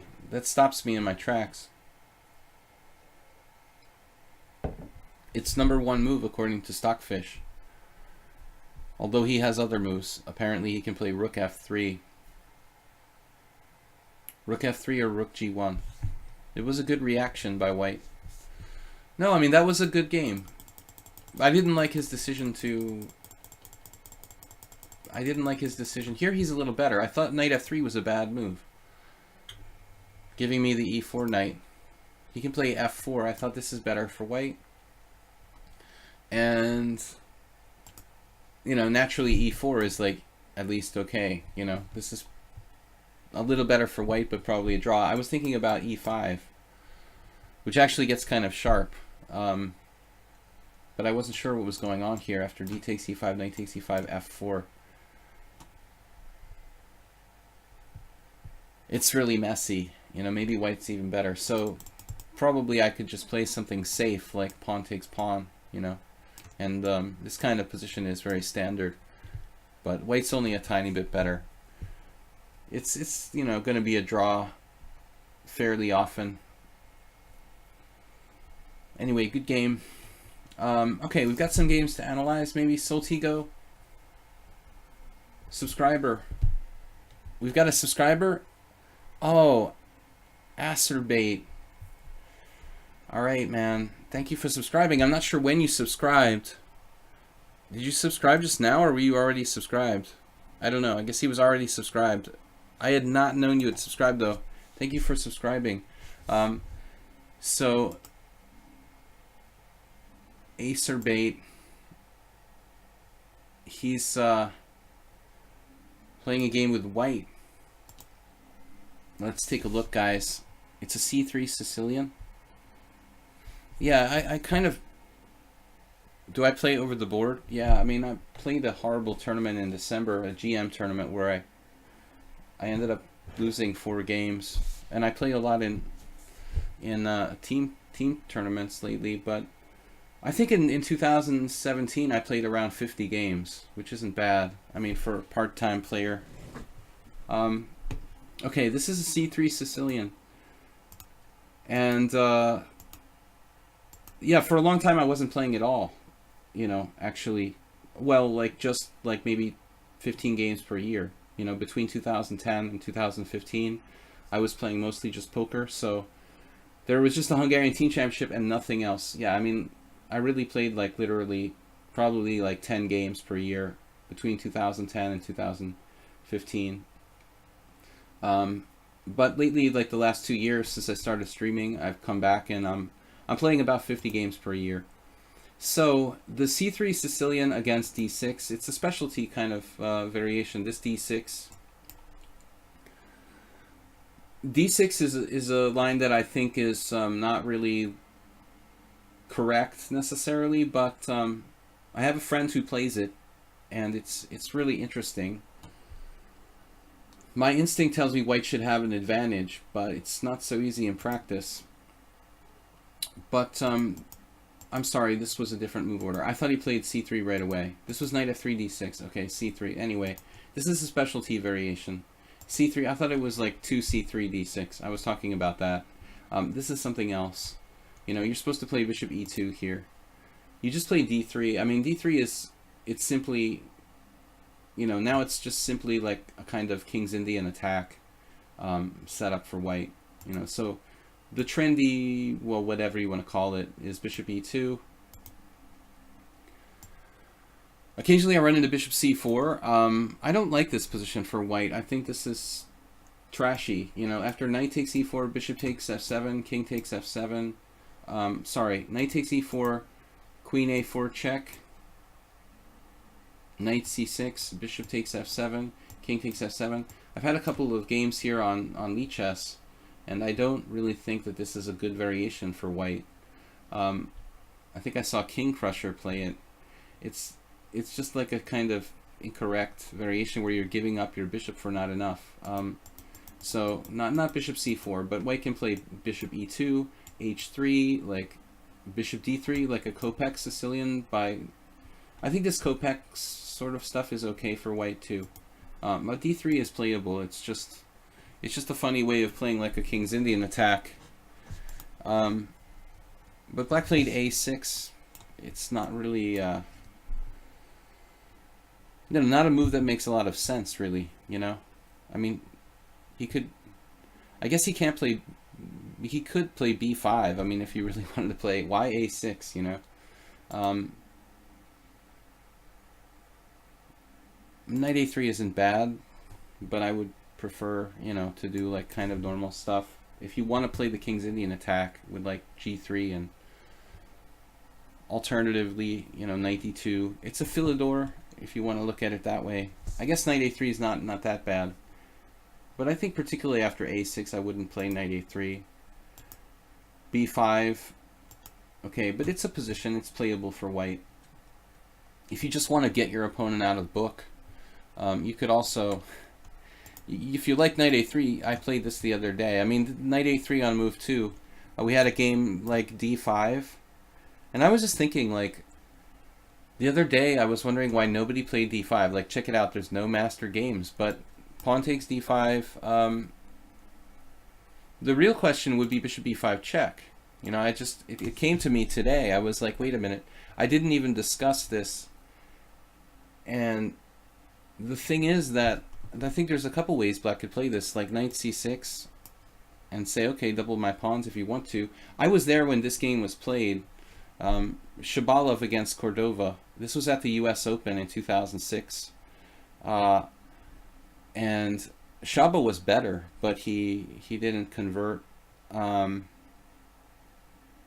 it's funny that for some strange reason, this game isn't coming up when I do d5, so it must have been a different order of moves. Knight a3, Cordova played knight c6, and then white played bishop to b5, and then Cordova played d5, and Shaba here played queen e2. But another possibility would be bishop b5. Just sharing this because it's something that crossed my mind today.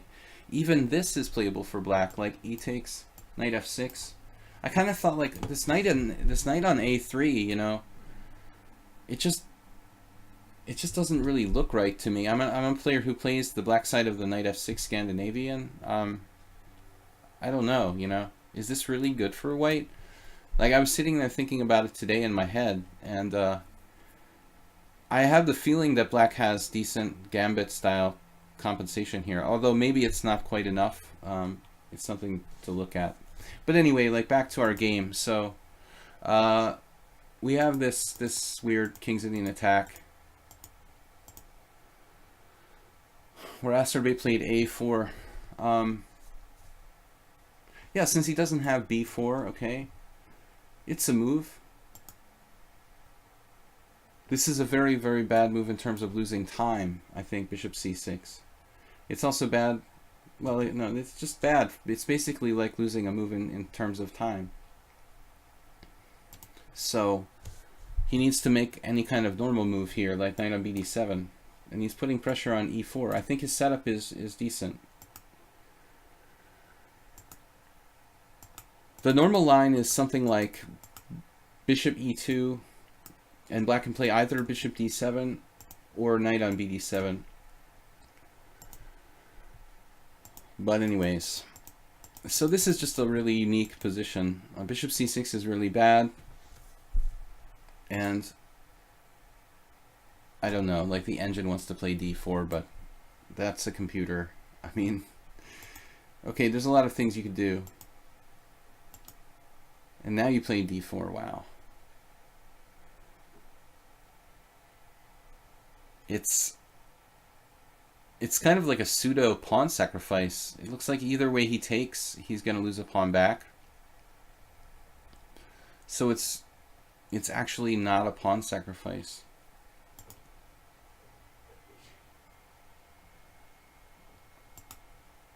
And you just take with a knight, which looks strong positionally.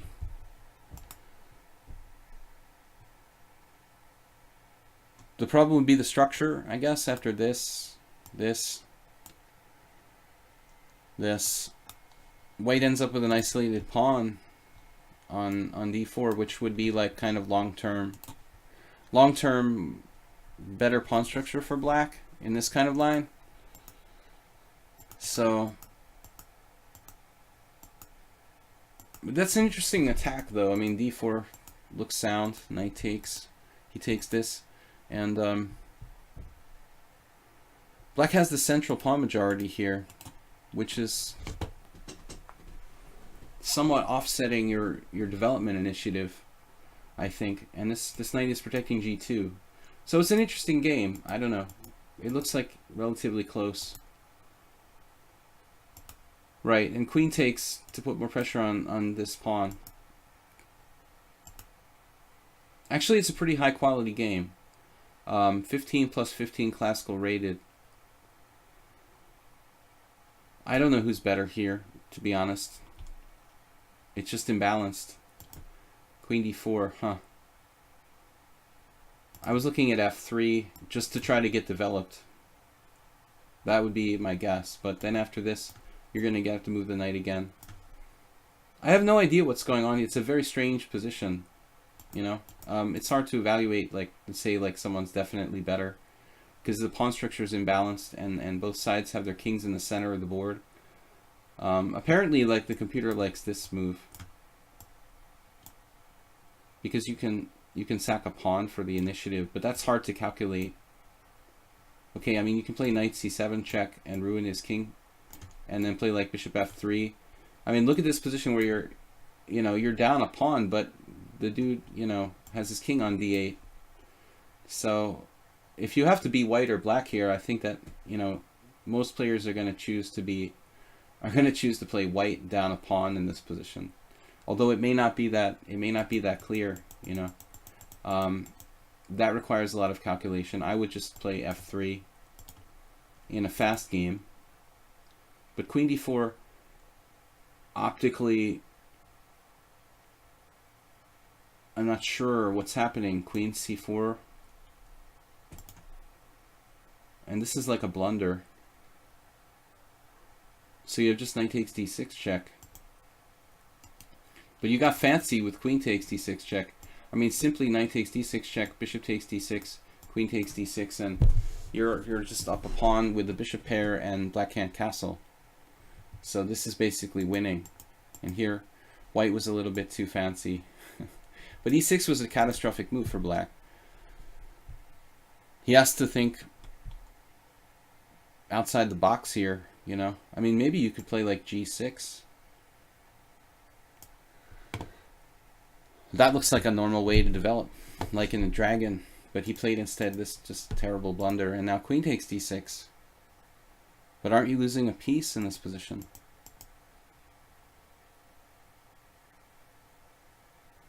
I must be missing something.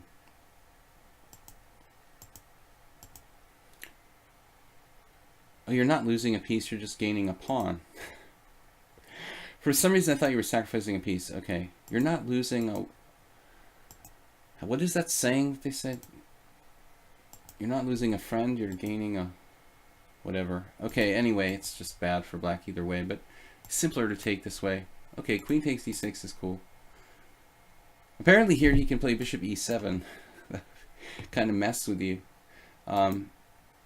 So knight takes d6 ends up being a lot more forcing.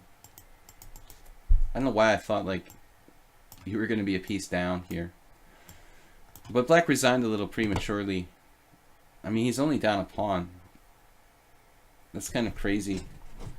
I think he thought he was losing a piece or something. Discrimination against me by lichess. Once again, Fiona being featured. I'm not going to complain about it. I mean, I did complain about it once on the stream, but on the other hand, not enough women are really into chess, and I think it's fine, you know.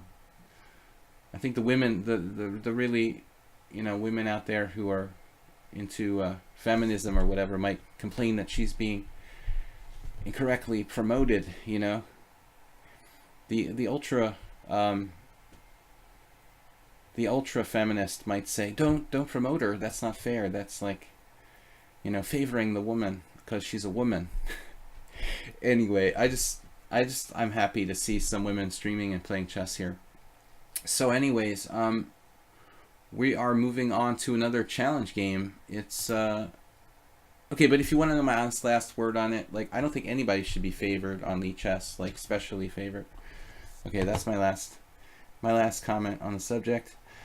Dear Santa Claus Nefedov, I didn't play you, right?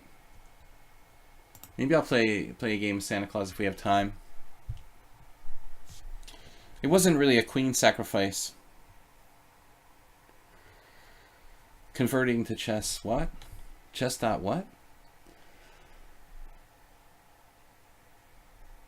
Alright, e4. It's hard to get Nefedov out of his comfort zone, you know? What are we going to do? We're going to play the St. George. What I always do. Nefedov played the d5 immediately. It looks incorrect. But I think that someone played that against me.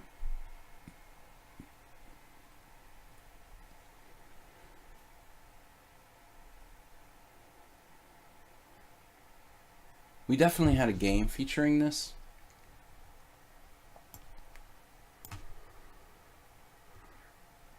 What would Nigel Short do?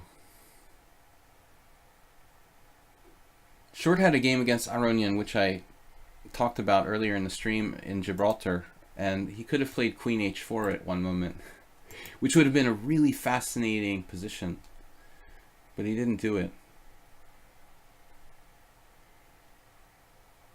Speaking of which, the prophylactic, I've got to do a video series for the chess world on prophylactic strategy, and maybe I'll feature Nefedov's a3.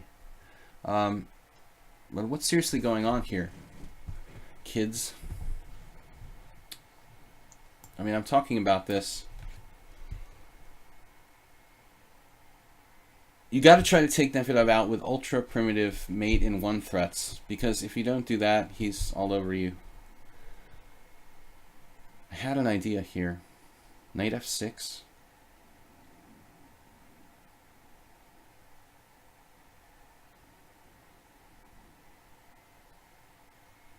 I feel like I'm missing something.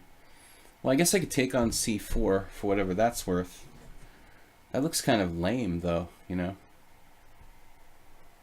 Oh, knight f6. Knight f6. Right, okay.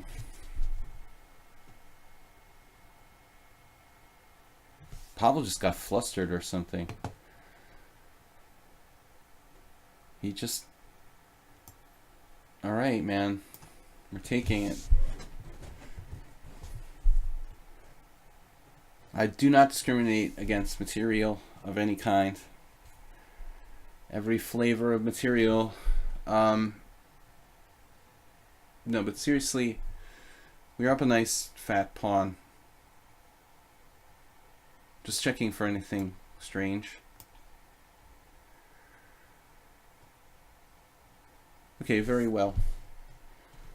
Now we just get about our business. Go about our business. Get about, go about. He's still got 4 minutes and 34 seconds. He's very motivated. Where does my name come from? Sparklehorse was a musician. He was like a kind of one-man indie rock band, but he committed suicide. One of many bands that I liked. I don't know, I just kind of chose it when I was listening to a lot of his stuff. I think that's what you guys were talking about, no? You're talking about Mrs. Derndatch? Imagine you're Anthony Miles. I have the book right here. You know? It's only me. That's his name if you do like an anagram of Miles's. Miles is, you know, his picture is right here by the computer. It's only me. It's a Tony Miles anagram. But I got to play Miles. We played quite a few games on World Chess Network. This was like a very old chess site that's defunct now. We need to get the pieces out around here, Mr. Nefedov.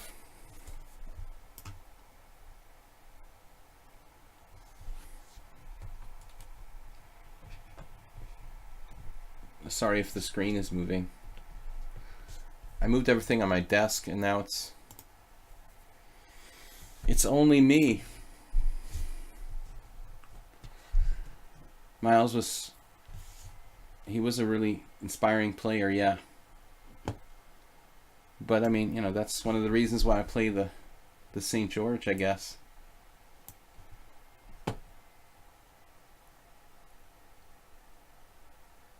You'll find a few of my games in the database in the St. George.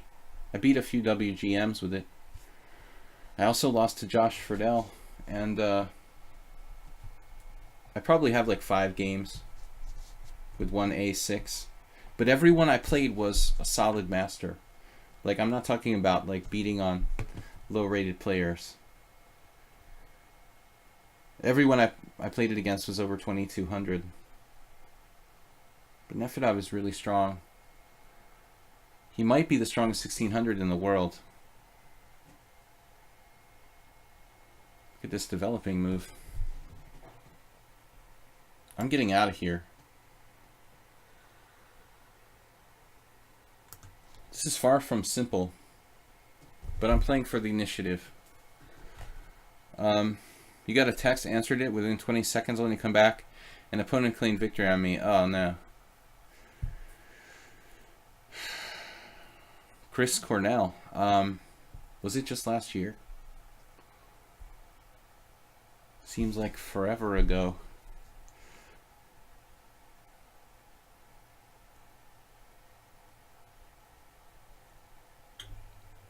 Nefedov. And what am I doing here? Bishop takes f2 check. Are you trying to induce me to do that?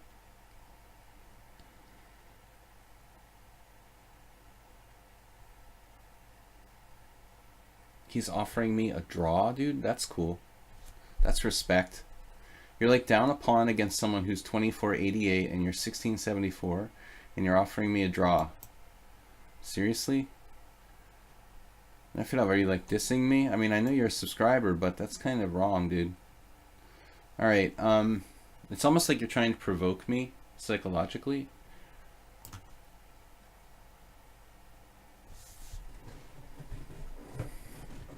Look at his piece development, you know?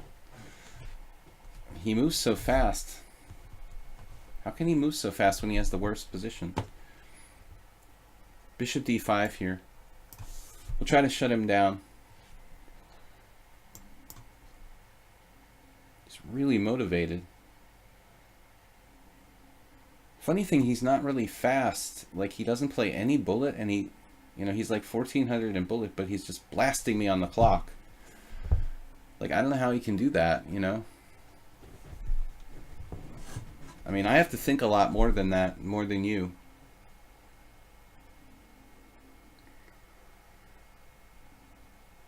Draw is definitely dis there. Esipenko. But Esipenko was like on the top boards in the tournament, right?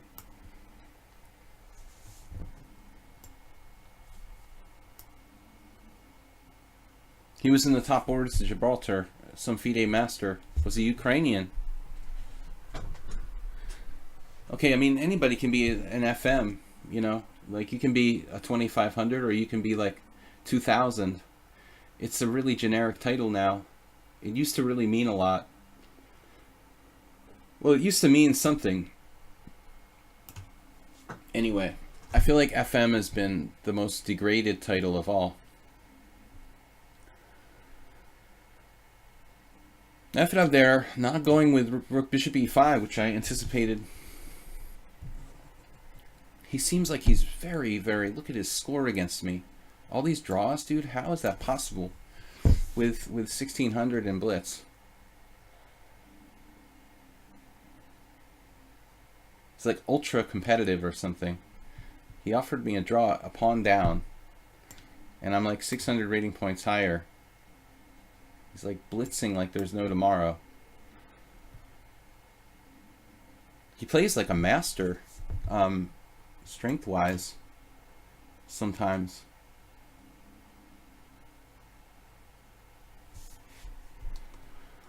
We're better here, but this is not easy to win.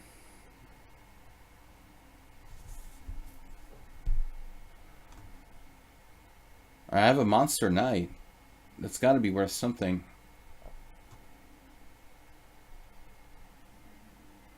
But I mean, I don't know, man. Look at that. Draw. Like, how can you be 1600? He's hurting my feelings with that rating. All right, B5. I was teasing him today. You know, he went down from like 1700 to 1674. It's a good thing there's no prize tournaments, like class prize tournaments on lichess.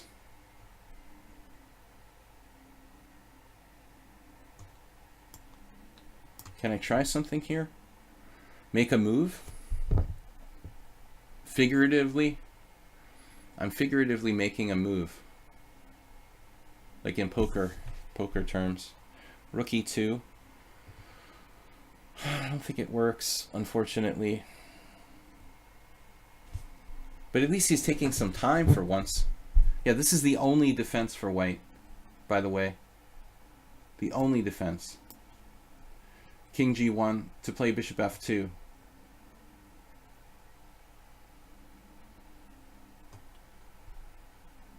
There's no way I would accept a draw in that position. I'm just like up a clear pawn.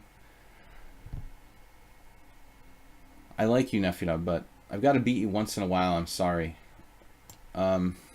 Here. Rook e3. Rook e3. Takes check. Ooh. My knight will get trapped on there, but I have that move. Ooh, this is brutal. Rook e3 with 19 seconds left. He'll see the knight trap, but it's not really trapped. Take king e2, it's trapped. It's really trapped. Okay, but I have knight c4 winning a pawn on the queen side. That's the point. A second pawn on the queen side. I think this should be winning. We got a pretty move. He didn't see it. That's weird. Knight d1 check and then take. Does it matter? He didn't see the trap idea. He's moving very fast though.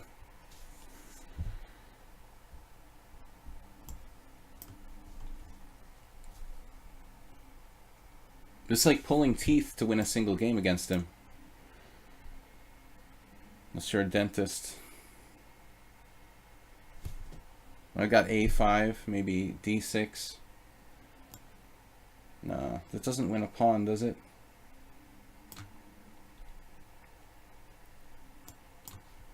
Should have played bishop e1 or something instead. Alright, he fell apart. Yes! I finally beat him. That's like the second time in...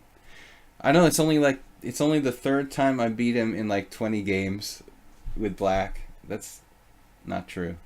I beat him some. But alright, there in the beginning. There was a while when I was beating him. But I did it. Alright, that was fun.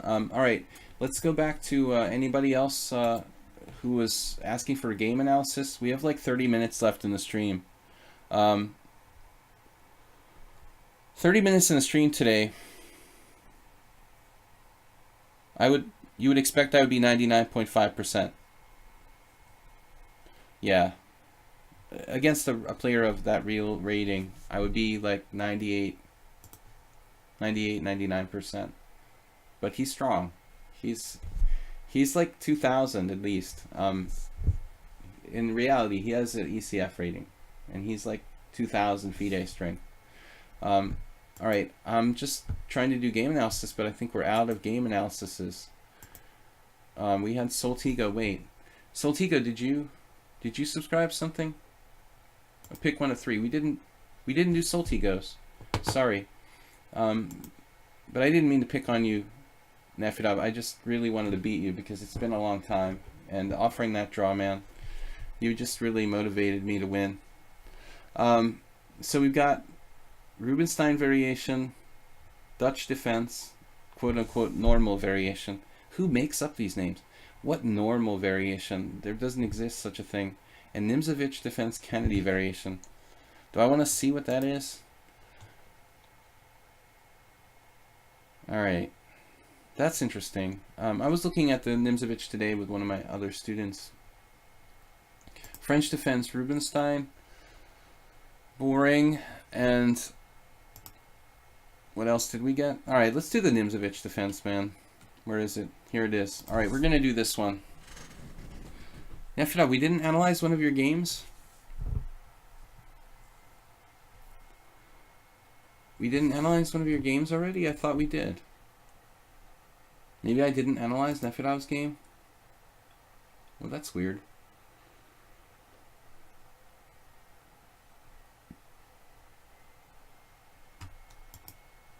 That was weird. I thought I analyzed your game against Leonardo. Maybe he wasn't here when I went over it. We did your game against Leonardo, Nefidov. If I have time, I'll do another one. But I thought that's what you wanted to go over for the game tonight. Maybe you weren't here at the beginning of the stream when I went over it. You'll have something to look forward to. First, I'm going to do Soltigo's game. This one. Yeah, so I think the Nimzovich defense is good for black. I mean, it's a good opening. If you look, by the way, at the lichess opening explorer, like check out what scores the best for black. 26, 21, 24, 23, 25, 29. The modern defense actually scores the highest for black, although a very high winning rate for white at 37. And then same thing with the Nimzovich. 28% for black. 39 for white. So it's a good opening to play for a win, but it's risky. D5 is the best move. I've played D6 and Miles played D6, but objectively it's not so good. E5 has some problems. Like white can just transpose to the Scotch, you know. I mean, this is a problem. You're not really, you know, you're getting forced to play You're getting forced to play a mainline e4, e5 opening. So I think that's one of the problems here. You meant 100%? Oh, you sent 2 more after. That was the idea of the draw offer? You like it when I play 100%. Okay. I was angry. Yeah, I mean, that's not nice. Alright. You don't want me to be lazy. So d5. I think that's my favorite, and white needs to play e5. We were looking at this today. Curious played this in a correspondence game in like the 40s. And the problem with this line is like d takes and then d5, and it looks like Stockfish realizes that knight b8 is actually better than knight e5, which is the old like kind of main line for this variation. So anyways, it looks like e5. It's kind of like an advanced Caro-Kann. I mean, this is the most critical variation of the Nimzovich defense, in my opinion. But all right, instead, so you know, Soltigo plays e5. This is just an independent variation. I like pawn takes pawn, and then black plays sometimes this knight takes e5. Okay, this is forced, and then there's f4 or knight f3. This is a weird line. I never really fully understood this bishop b4 check thing, but it's commonly played. Miles. That's like his favorite, one of his favorite lines. But Tony also played d6. And anyways, so white plays d5. Okay, this transitions into a different kind of opening. I mean, this could actually transpose to a King's Indian, I guess. It's almost like a Dunst opening with colors reversed. And Sheppy. Okay, guys, we have like half an hour left. Now knight g6. It's a Mexican defense. No, it's the 2 knights tango without 2 knights. It's the 1 knights tango. Yeah, I'm not sure that c4 is the best move, is it? c4 scores badly. Look how badly black scores. I mean, how badly white scores after c4. You know, you're just like giving this bishop c5 ideas to black, like I used in our last game against Mr. Nefedov. So I think the c4 is kind of weak. White should play knight f3 instead. This is much better. Knight f3, knight g6, and then what, h4? Yeah.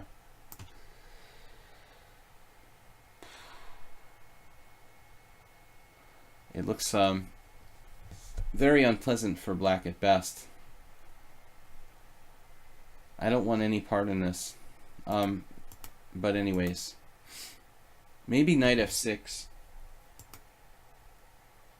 What can we do? Knight f3. You could play d6, I guess. It's a little ugly and passive. I don't like knight g6, h4 very much. Is this a move? Apparently this is just bad. Alright, anyway, it's up to you, Soltigo. So c4, knight g6, knight c3, bishop b4. I like bishop c5 better. Attacking f2. This is just a better diagonal. But, okay. I guess the bishop b4 is playable. Matthew Sadler, Gelashvili, Karpachev. g3 looks random. This guy's 2200. This was played in rapid. Okay, I mean g3 is just a move that some positional player might prefer, you know. It looks like maybe this, trying to avoid double pawns. Peter Enders, German Grandmaster, played this. Looks correct, actually. I think you should do bishop c5, to be honest. Is it me, or do not many people understand what's going on the board? You mean the board in general? Yeah.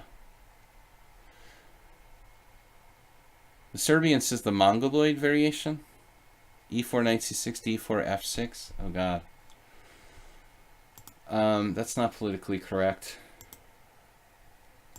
Bishop c5. Gotta play bishop c5, man. Got to focus on f2. Nefedov will drop a pawn immediately. But alright, here we are. So g3. It's like a Nimzo. Yeah, I don't mind taking on c3 now while we have the chance, but it's probably not forced. Just don't drop a piece with d6. Soltigo, being an adult chess learner, if you will, more likely to make blunders. Queen a4 check is always a possibility. You have a bad knight on g6. I have played these kind of positions. With this setup, he can do various funky stuff like h4, g3, f3, like not give you any squares for your pieces. But your main plan should be to play f5, thematic pawn break, breaking his pawn chain, and then of course you're going to lock the queen side with like b6 and a5. I think it's just straight up Nimzovich. 5 right away. This is definitely thematic. I like it. Maybe he can do some kind of c5. I don't know, you know, when he should do that, but it's a possibility.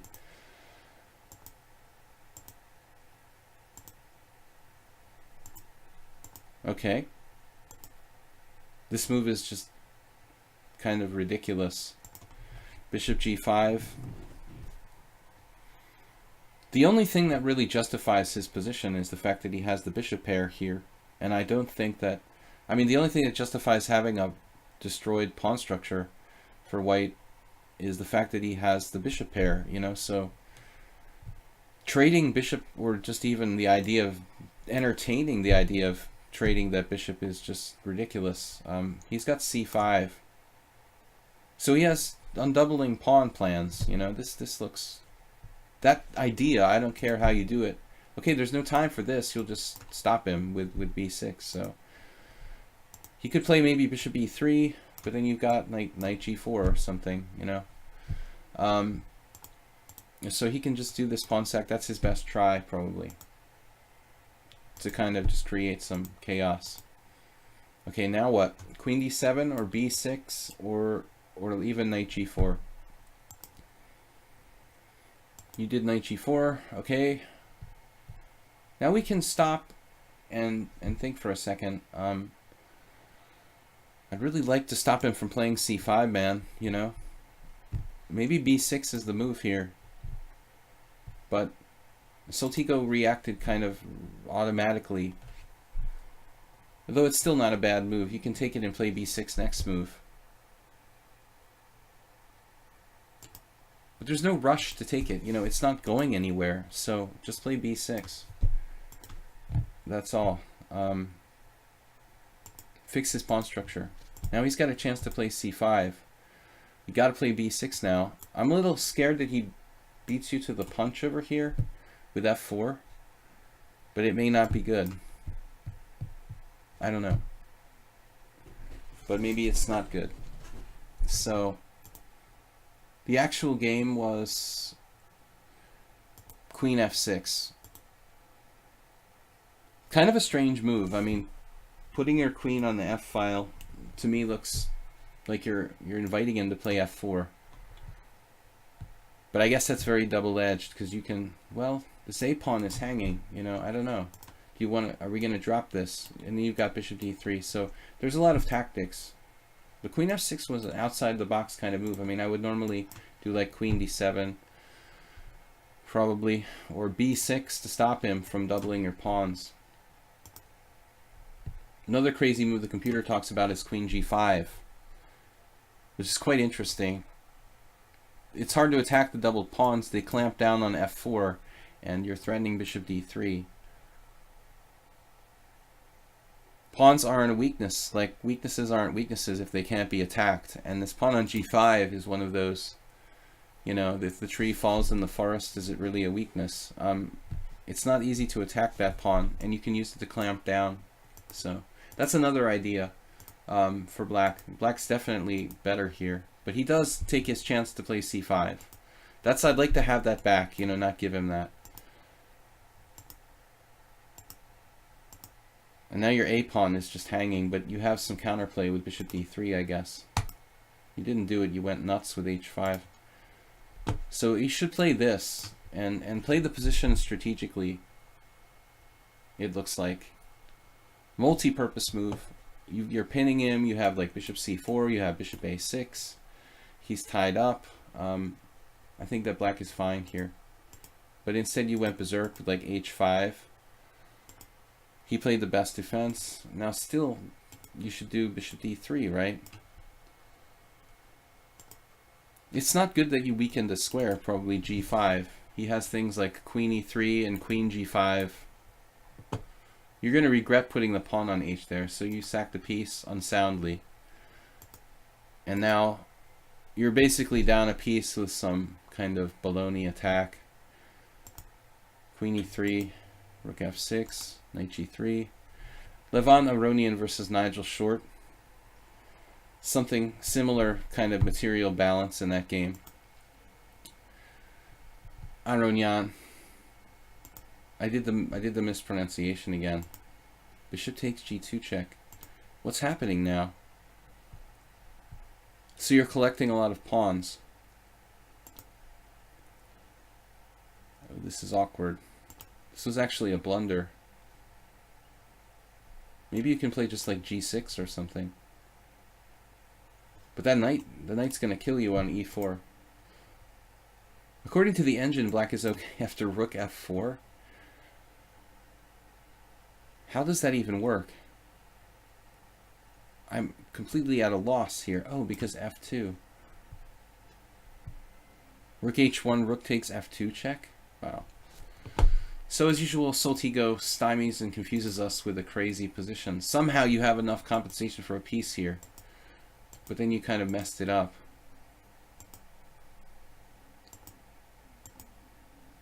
And he's got rook e4.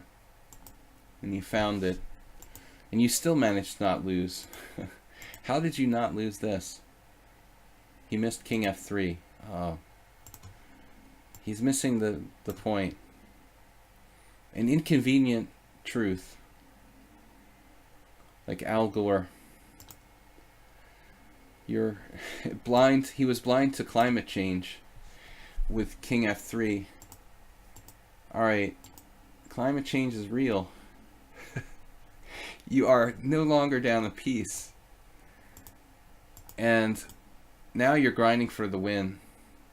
But it's 3 pawns each. And it was a draw. Alright, man. Entertaining game as always. Thanks, Soltigo. One has to see when one can make moves for tempo. Hard to see when amped. I'd be amped getting in that. Yeah, I mean, okay, when you're in a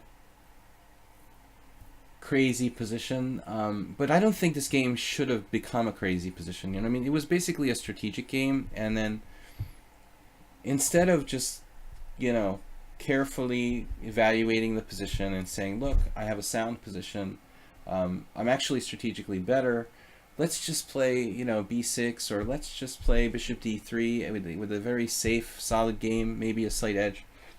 Soltigo starts going caveman with like h5. When he gets to be stronger slowly as a stronger and stronger player, you know, he'll realize that that sort of attack is just too primitive. White's position is just too sound for this kind of h5, you know, attack to be correct, and he's only like burning his bridges behind it when he plays h5. But he felt, like you said, maybe amped up and like, you know, okay, I'm gonna start doing something crazy. But Soltigo needs to tone it down, and sometimes, like Rapport, you know, sometimes you go crazy, but mostly you play a normal game, you know, and I think that's the best way to be.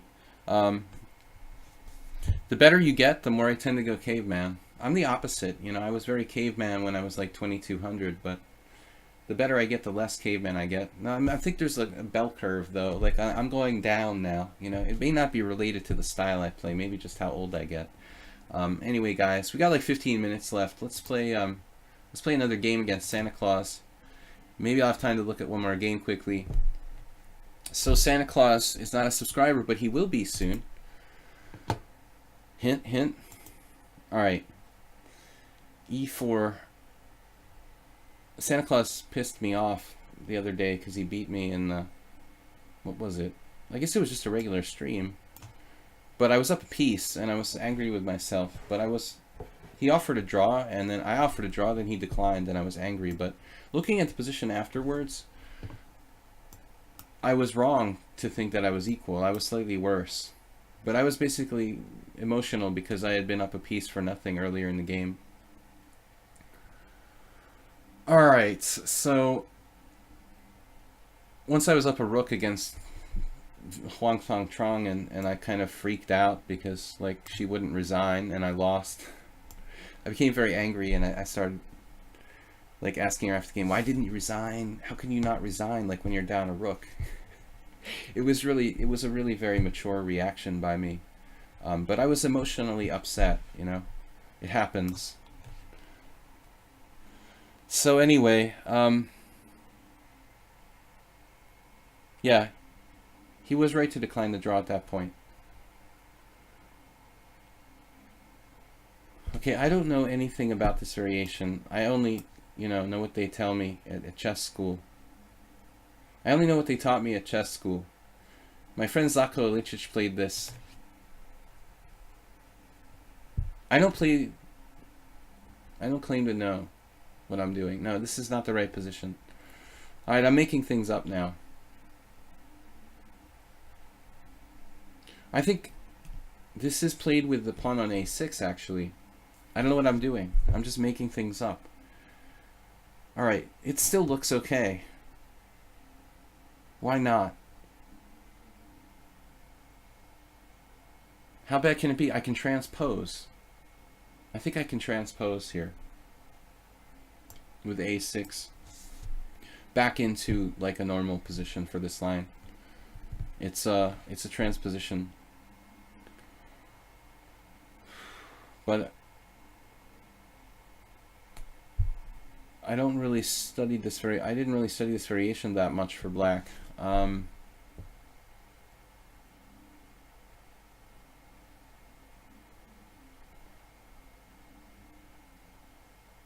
We can end up in a kind of Khan Sicilian after e6, but I'm not sure if I like that. The other possibility is g6, bishop e3, and queen back to d8. Basically playing a weird Marazzi where I've played a6 early and stuff. It doesn't look right.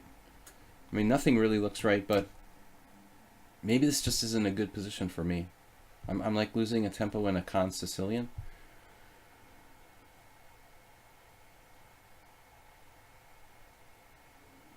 Is that what's really happening here?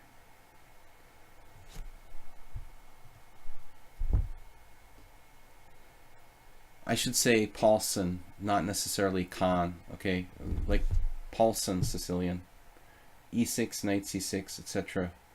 With the later a6. Whenever I see a pawn on a6 and e6, I say it's the Khan Sicilian. But the Khan Sicilian is kind of specific. So e6, d6, knight c6. Santa Claus seems like a strong player to me. I don't know. He says he's not strong, but it seems pretty legitimate.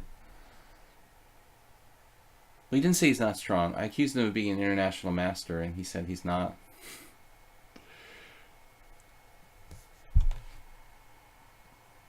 Anyway, guys, I'm sorry if I, didn't analyze everybody's game or get to play everybody who was challenging. We've got to go in like 10 minutes, so I think I'm going to finish this game and then like maybe take a quick look at another game.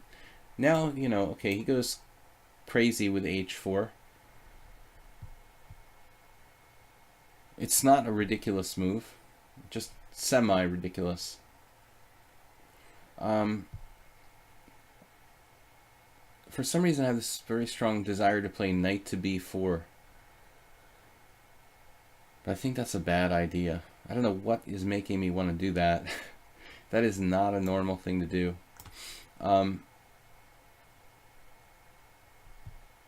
Gotta watch the hole.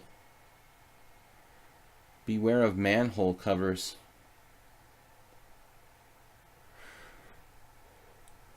Well, fortunately, if bishop e3, queen c7, knight a4, you've always got to watch like something landing on b6, especially with my bishop on d7. I can't play knight d7. I'm basically prepared to play like rook c8 and try to pressure along the c-file here. If bishop e3, queen c7, knight a4, I have queen a5 check, forcing him to go back to c3. So that's okay. I want no part in the pawn on c3. I think I just lose.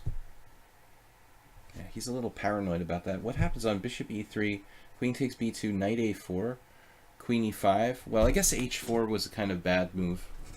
Now I definitely have knight to b4. But it just trades pieces. It doesn't really do anything. Somewhere I must have seen this idea, because I'm like constantly thinking like I'm drawn to playing that for some reason. He's threatening b4. That looks a little uncomfortable.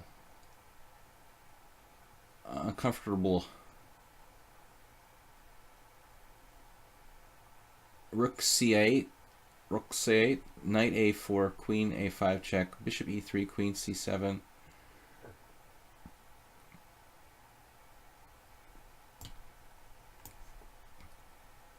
El Gacho. Wait, who's El Gacho? It sounds like a baseball player. Some kind of Hispanic baseball player. Maybe that was the name of my friend's cat. Okay, bishop e3, queen c7. Knight a4 isn't working, fortunately. Thanks to Mr. Knight on c2. If that happened, I'd be like really, really in a lot of pain right now. The rook should probably go to c1 in this type of structure. Santa Claus just randomly played h4. Like it was a Curie's attack or English attack or something. But he's played c4, you know. I mean, you can't do everything. Play the Marazzi bind and h4. My bishop is the Gulko bishop. Now, for my next trick, well, I have knight h5, right? That's a good square to have. Recovering a4, and we're threatening to eat Mr. Pawn on c4. Yum yum. And there are ideas of b5, maybe. Especially of b3. So, I think we're good to go. Well, he can play knight a3, but that's pretty weird looking. Then d5 might become a serious possibility.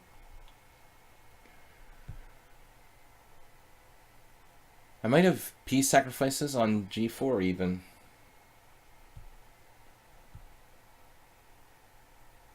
Soltigo style. Subtletigo. Guys, tomorrow is my morning stream. I wanted to say it was my day off.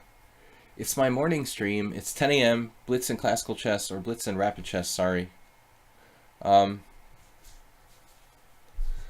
Your wife is the worst opponent. Oh yeah. That's your mistake.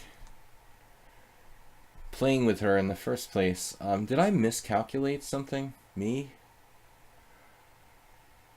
Oh no. No.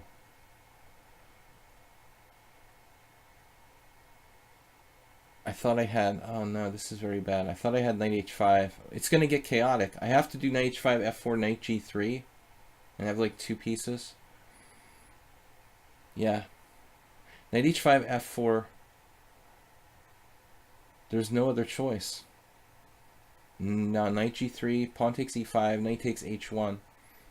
But that's all right. We're going to do it. I didn't even analyze it. There was this guy who was harassing me today in an hourly blitz tournament. I was sitting there playing the guy, and I had like mate in 2, but I like literally didn't see it for 15 seconds. And then I saw it, but I was kind of like sitting here laughing to myself, like, how could I be so stupid, you know? I was just literally like laughing at myself for like 5 more seconds. And then I finally checkmated him after not seeing it for like 15 seconds and then laughing at myself for 5 more. It took me 20 seconds to play like mate in 2. And the guy was all angry. He was like trolling the chat in the tournament room. How could you not play like mate? You know, people are so sensitive. I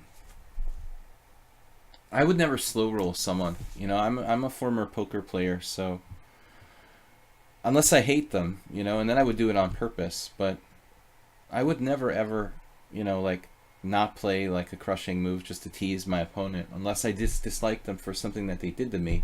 If I have a vendetta or something, you know, then definitely like all holds are barred. But I mean, no holds are barred. But no, the guy was like freaking out, and I was like, look, dude, that's not right, man. I mean, I don't do that. So, knight takes c4, Comboville. Welcome to Comboville. What's the final analysis of that? You know, it may be one of those things where you kind of have to do it. I also have b5. b5 or knight takes c4. Which do you like better?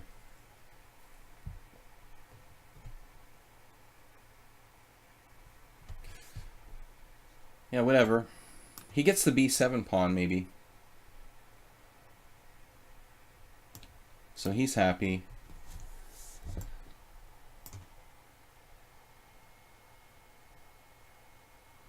We're both fully developed. Almost.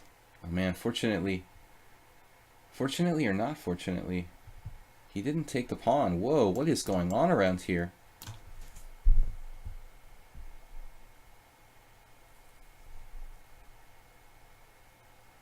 Is that a good move?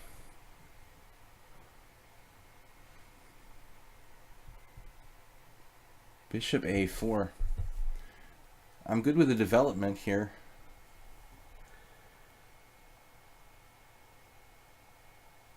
Does anybody know what's going on?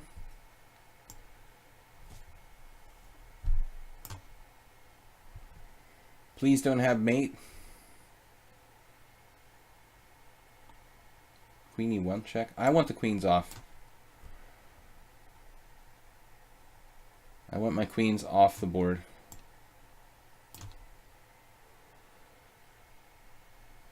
Off board queens.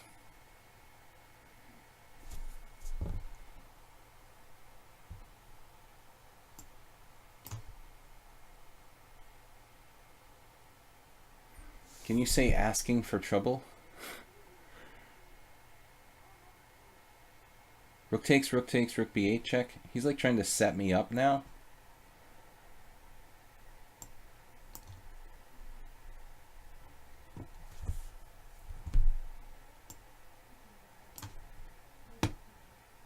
Whoa.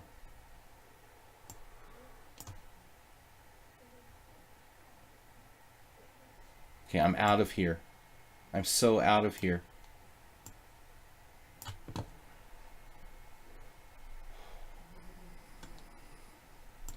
Good move.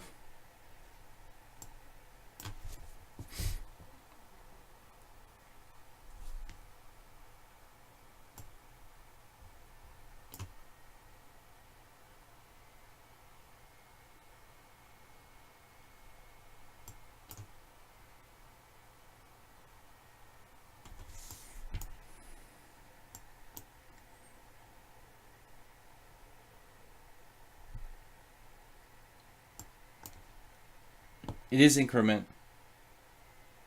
I'm not going to cry or anything like that. He's trading rooks. What?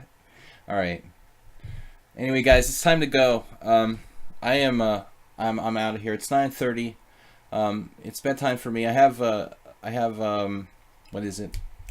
A stream tomorrow morning at 10 a.m. Blitz and Rapid Chess here. Thank you for joining me. Respect your opponent, but not too much. That would be my advice. There was this one guy like cheating in one of the tournaments. He got banned, and he was like giving a lecture in the chess chat on the tournament chat, and I was like curious to see what like a computer cheater gives a lecture about in the chat room, and he was like, you have to have respect for your opponents. That's the most important thing in chess, And I want to say, like, I mean, I understand on a sportsmanship level, like, it's important to have respect for your opponents, but in terms of like competition, probably the worst thing you can do is have too much respect for your opponent. If you have too much respect for your opponent, then you lose too easily, and you don't believe you can beat them. So I thought this guy was actually giving the worst possible advice. The worst thing you can do is not have enough respect for yourself, and not have enough belief in yourself. So have respect for yourself, and have respect for your opponent too, but not too much. Anyway, guys, have a great night. We'll be back tomorrow, Friday, 10 a.m. CET here on lichess with Blitz and Rapid Chess. You're welcome, guys. Thanks for subscribing, and have a great night. And also check out my YouTube channel, Video Chess Training on YouTube, where I upload all the streams over there. Also, please support the stream with PayPal donations if you can afford it. If not, just hang out with me and subscribe on Twitch. Thanks, Soltigo. Thanks, everyone. I'll see you later. Bye-bye.